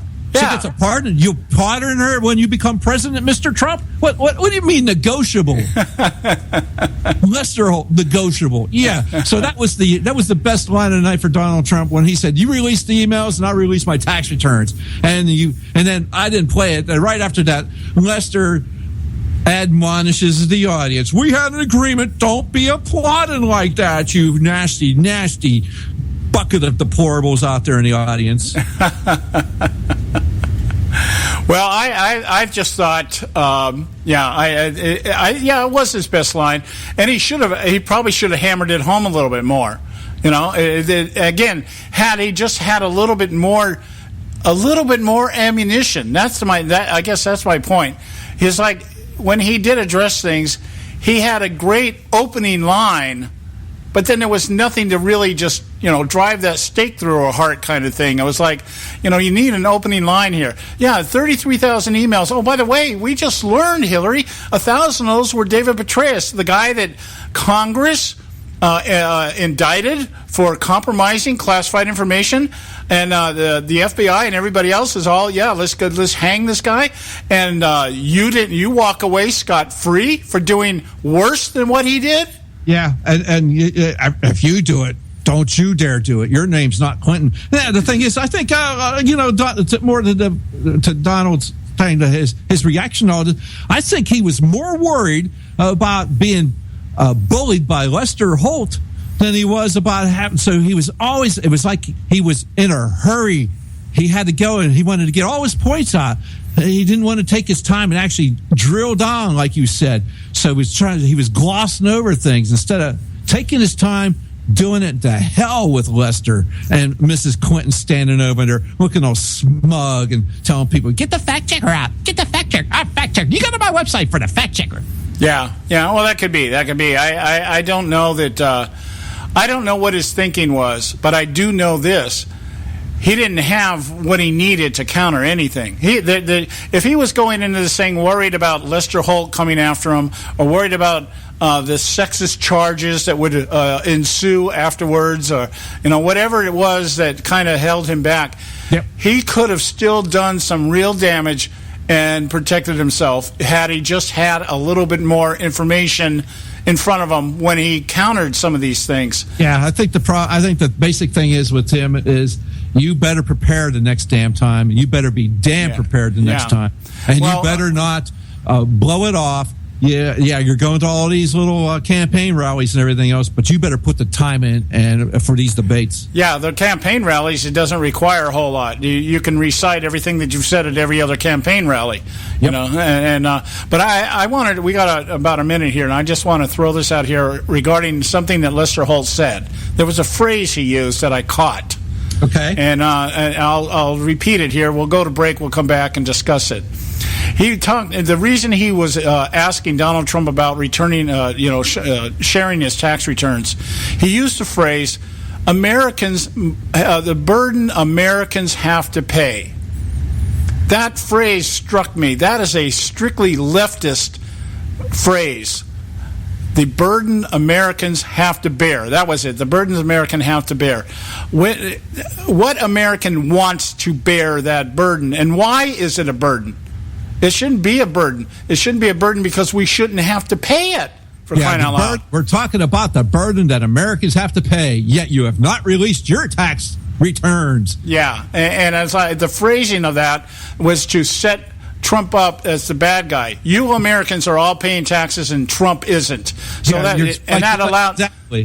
allowed Hillary to jump into that. Oh, gee, what's he hiding? What's he hiding? We got to go to a break. When we come back, we'll continue. Stay with us right here at the Conservative Syndicate.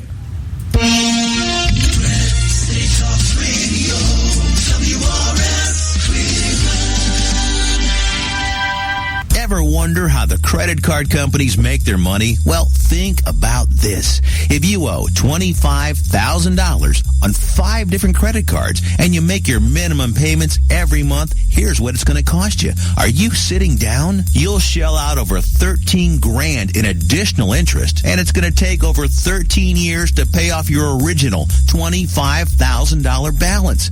That's how they make money. Now it's your turn to fight back by calling the Debt Solutions Network. We'll work on your behalf to reduce your debt. We specialize in credit cards, retail store cards, and medical bills. We promise we can and will reduce your debt.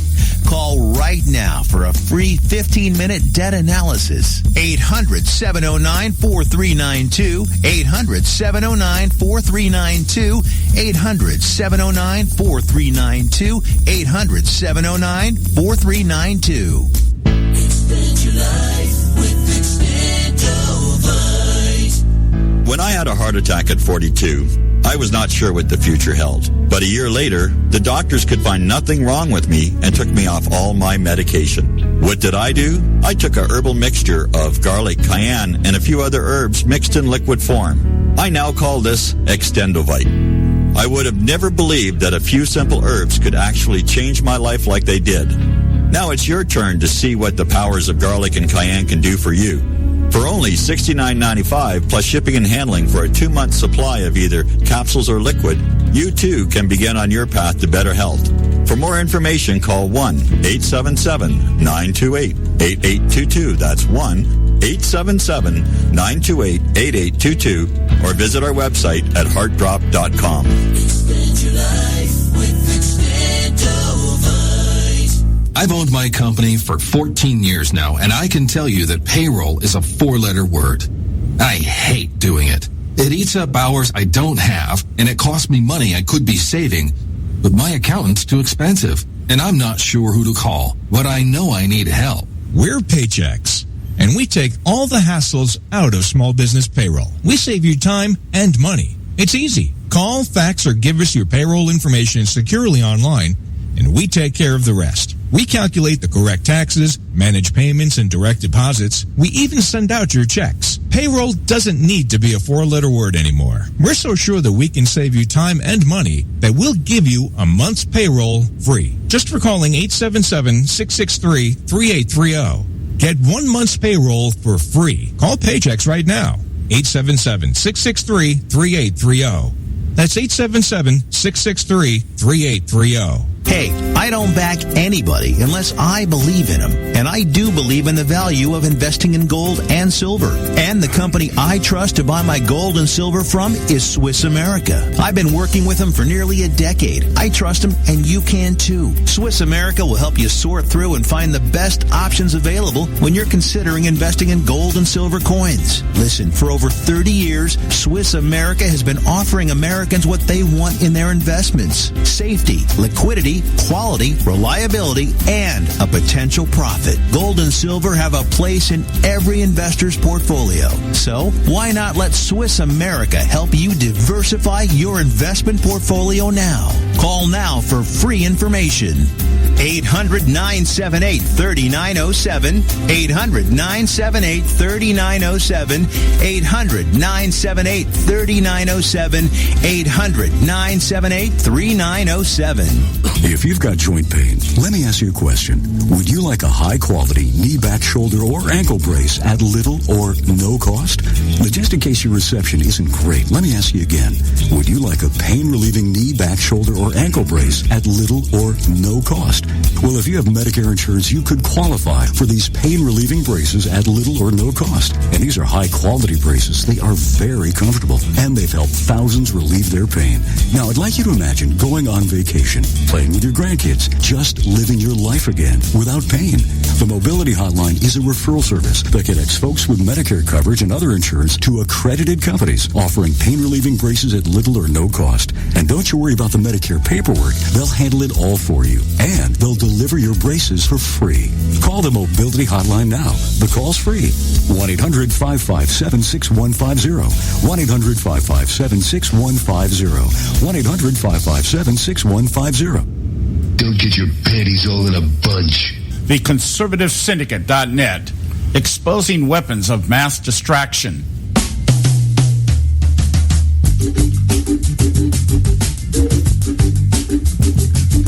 All right, hey, we're back, and you are listening to the Conservative Syndicate, Real Conservative Talk from Real Conservatives. I'm your host, John Matthews, along with Joe Hagels.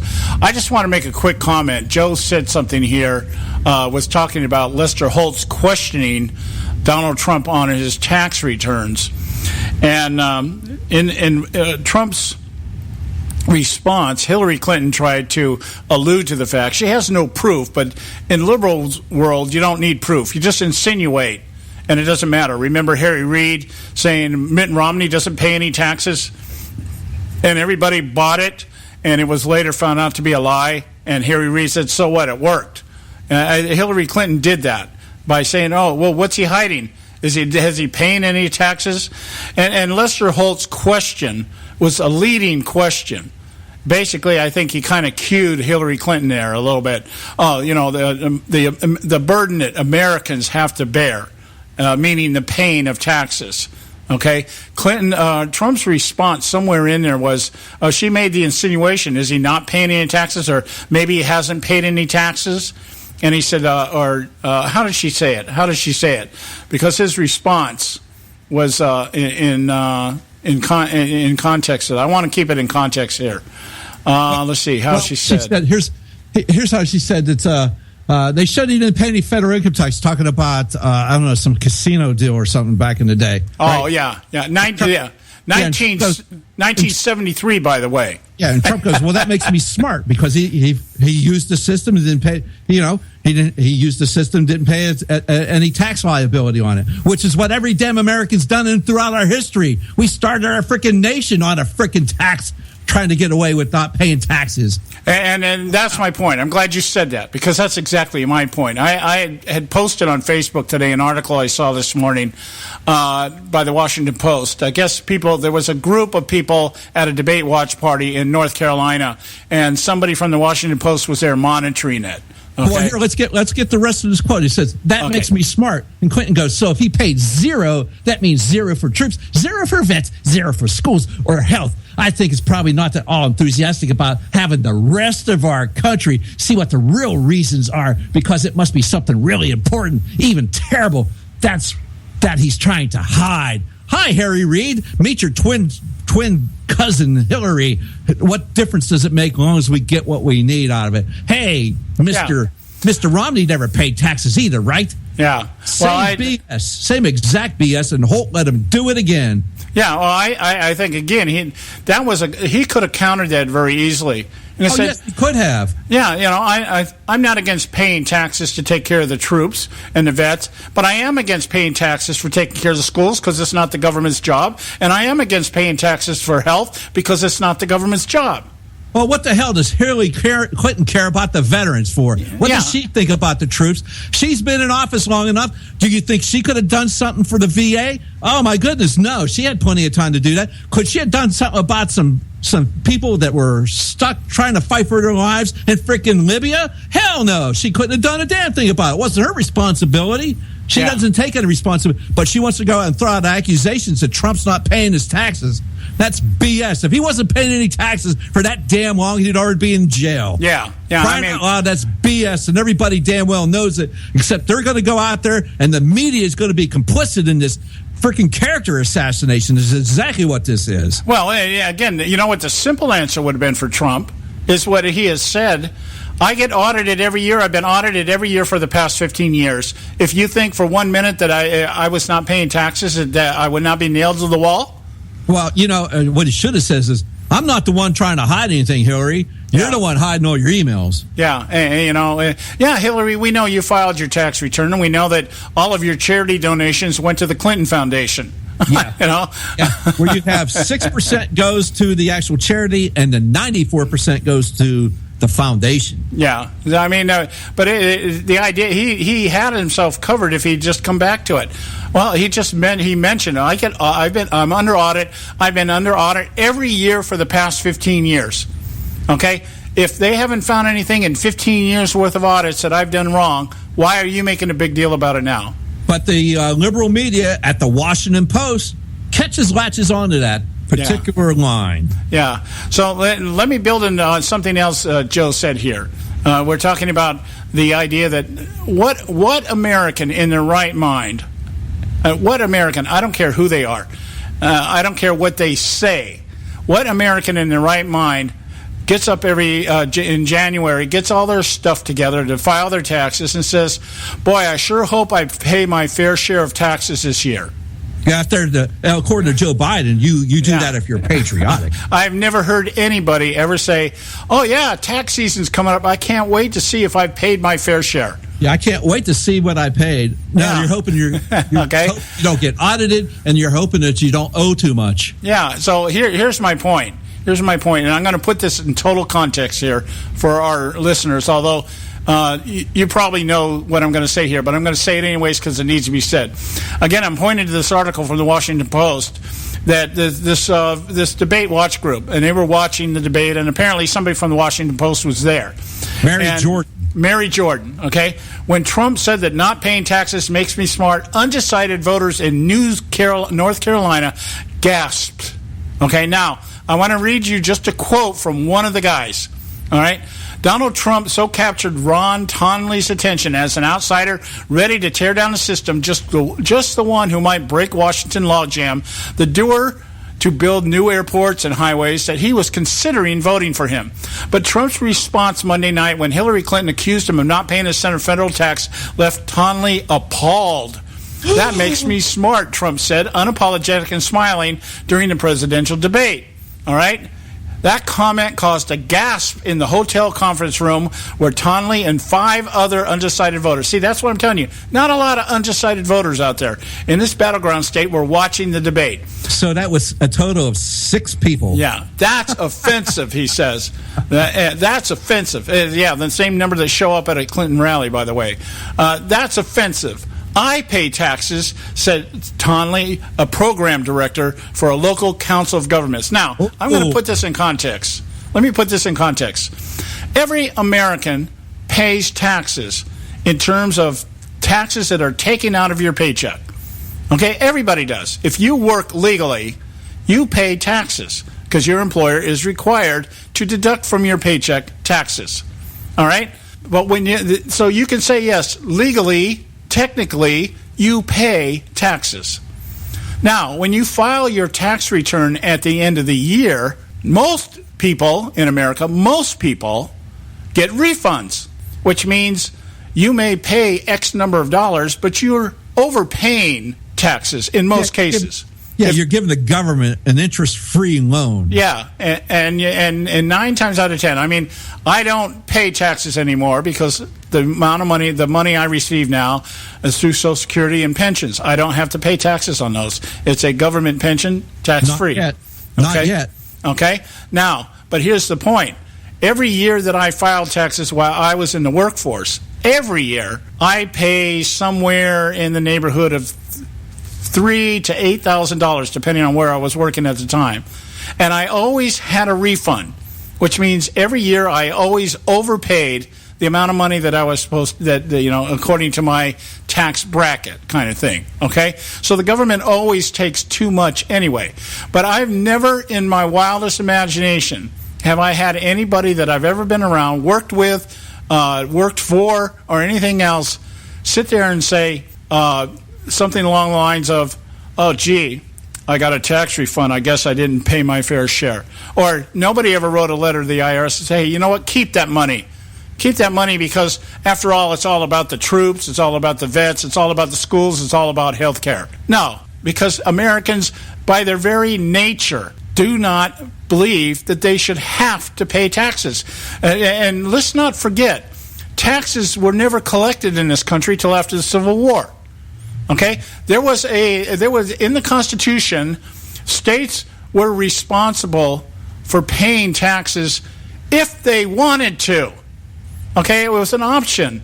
There was no way for states to go out and mandate that people pay income tax or anything else, because the fundamental right of the Constitution guarantees us or assures us the right to private property. What you earn, you get to keep.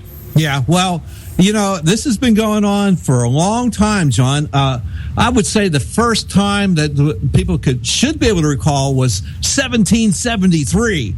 Well, I do know this. When the British Parliament passed the Tea Act, which allowed the British East India Company to put tax to tea. And actually, the whole reason we had an American Revolution. Well, that started it, yes. Taxation without representation thing. People remember that. So paying taxes is not something Americans like to do. And it's not even something that Americans were required to do until such time that, and even with the Civil War, it wasn't mandatory per se. It was only when the IRS, the Internal Revenue Service, was established that it became mandatory. And it's not even mandatory that you pay taxes. It's mandatory that you file. Yeah, well, and that was started by what party in American politics? Yeah, we got to go to a break, guys. We'll be right back. Stay with us right here at the Conservative Syndicate. That's not rhetorical. There is an old saying, children should be seen but not heard. At no time is this more apparent than when politicians speak. TheConservativeSyndicate.net, the adults in the room.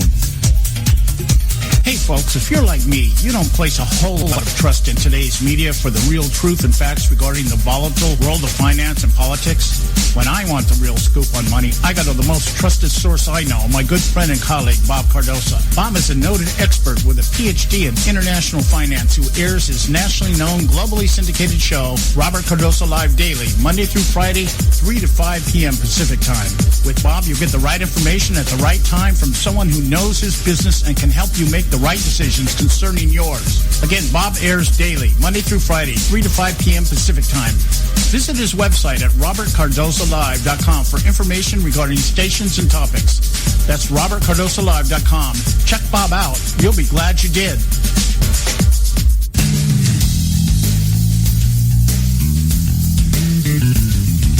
History affirms a vibrant civil society thrives on freedom of conscience, religion, and choice.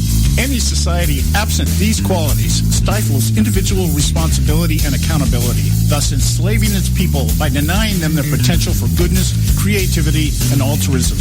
To that extent, oppression, coercion, and totalitarianism are multiplied exponentially. To counter such outcomes, the American Freedom Alliance was formed.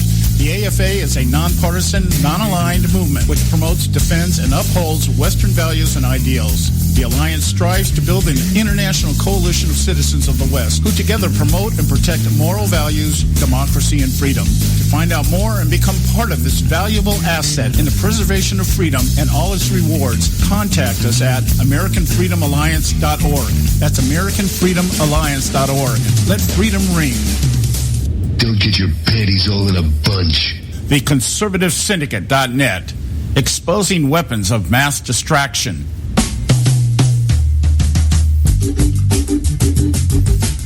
All right, hey, we're back. And this is a Conservative Syndicate, Real Conservative Talk from Real Conservatives. I'm your host, John Matthews, along with Joe Hakos. I want to jump over here because we've only got about 8-9 minutes here left in the show, and I want to at least breach this topic here. And I'm hoping that this is one of the topics that Trump just starts beating Clinton to death with. He just needs to beat her senseless, beat her to the point that she starts having a meltdown. You know, that the eyes start rolling in the back of her head, and the head starts shaking, and all that stuff that we've been hearing. They'll bring about a seizure. You know, you may think, well, that's not very nice. Well, she's not a very nice person. Nope, she doesn't have a soul. You watched her the other night, and that's the problem I had. She has no soul. She has no concern for America. No, none whatsoever. The FBI keeps doing these, what they call document dumps. They're coming out. I think the last major one was right around Labor Day. And the timing of them, is up for debate and everything else. I'm not worried about that. The point is they're coming out now. And some of them are some of the things that we're finding in here. Again, the first thing, I can't understand how the FBI has all this stuff and still could not find grounds for obstruction of justice or collusion or compromising classified information. With all this information, I mean, if you got the IQ of seaweed. But I guess, again, when you're giving everybody immunity that would actually be called up to testify, I guess that's the reasoning as to why no reasonable prosecutor would ever take this case. They got nobody to show up at the trial. We got all the evidence, but nobody to testify. Yeah, that won't go real well. Anyway, Catherine Hedridge over at Fox News, one of the few good people over at Fox News, actually does her homework before she comes out and says something. She has an article out here. Romanian hacker Guccifer breached Hillary Clinton confidant Sidney Blumenthal's email account. Remember this guy? And Trump even brought his name up the other night, but again, forgot. It just did not drive home the point. In 2013, it set off an explosive chain of events. It was that breach, that hacking, that showed, or what's the word? Exposed that Hillary Clinton had a private email server. That was the event that brought it all about. Sidney Blumenthal's email account was hacked, and in doing that, it revealed that Hillary Clinton had a private email server. That's what set this whole thing in motion. It says the details were contained in the latest. I'm sorry, I misread here. It set off an explosive chain. Let me revamp here, get back here. Rewind. Chain of events among a tight circle of Clinton family aides including one confidential assistant whose extensive role in managing some of the former secretary's mobile devices and computer security requests is only now becoming clear. The details were contained in the latest document dubbed by FBI files on Clinton's personal email use. The FBI chose late Friday afternoon to release nearly 200 highly redacted pages of so-called 302 files from the Bureau's investigation, a release that quickly became overshadowed by the impending presidential debate on Monday. So last week... And that's the reason why I looked up the FBI's page the other day, and I read you that disclaimer yesterday. Okay, and the fact that these things were redacted. If there was no security problem, why are you redacting things, James Comey? And they are redacted, John. It looks like they were shot with a shotgun. Yeah, that's like releasing the UFO files, and you see the only words that are in there are verbs and adjectives. You know, if any. Yeah, if that. So, how does this guy sit before the committee and say, we really looked for obstruction of justice. We really tried to find some stuff there, and then you release stuff, and it's redacted like it's a top secret document, and we don't even know who the players are. There's something. It's just not right. Somebody is just lying through their teeth. This government is corrupt, and now it's the FBI is politicized, and Heritage's report has just proven once again that it's politicized. And you do these document dumps on a Friday for the reason it wasn't having to do with there was a Monday debate. They do it on Friday because nobody's paying attention on Fridays. Right. Nobody starts paying attention to anything till usually late Sunday afternoon. And, they always do that. That's why a lot of the stuff that Obama does, that's why his weekly message is on a Saturday.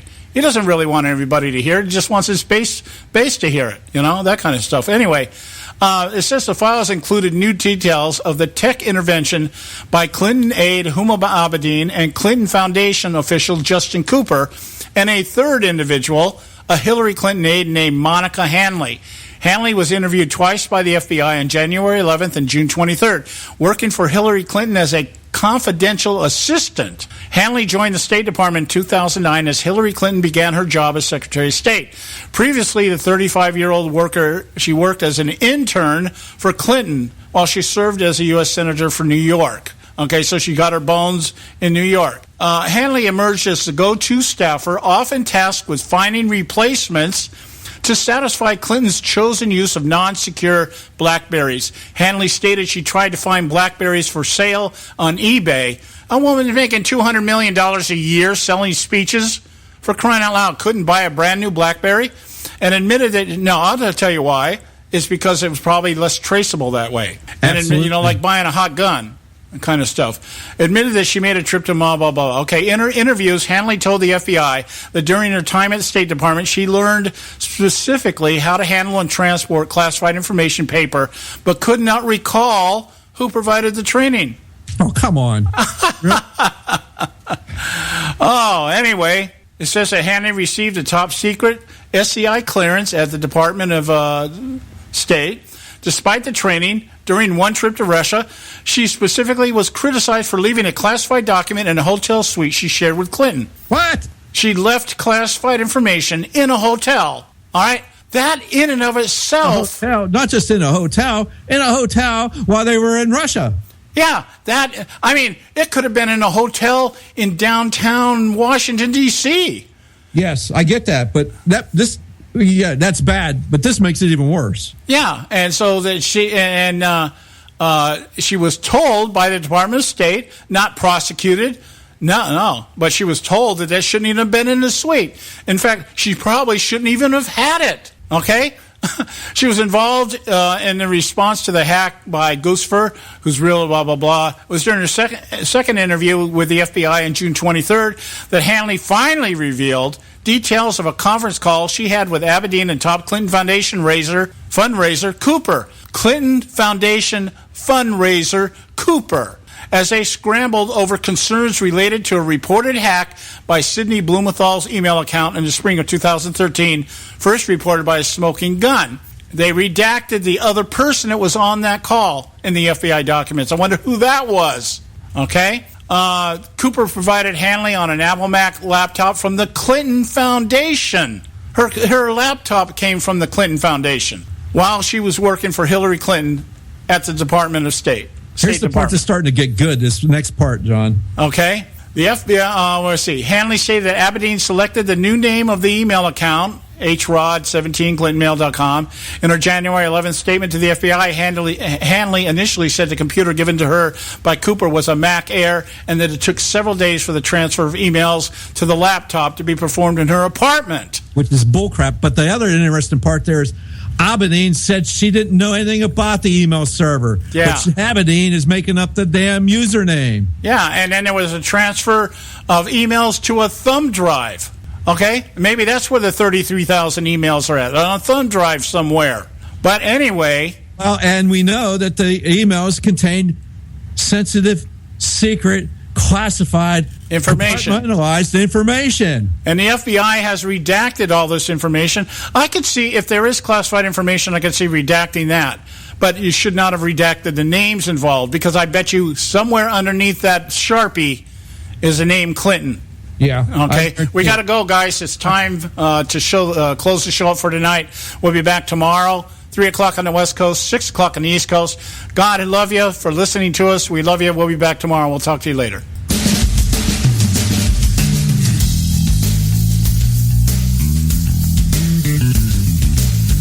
Thanks for tuning in to this edition of the Conservative Syndicate, the nationally acclaimed, globally syndicated, politically incorrect talk show that seeks to tear down the imaginary wall of separation between church and state.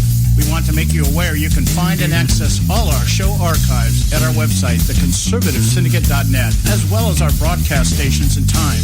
That's theconservativesyndicate.net. We so appreciate you taking the time to tune in, and we so look forward to continuing to bring you the best in uncompromised talk radio available on the net today. And remember, folks, it doesn't matter how many times you get knocked down in life. It only matters how many times you get up. I'm John Matthews, along with Joe Hako, signing off until next time right here at the Conservative Syndicate. God bless you, and may God continue to bless America.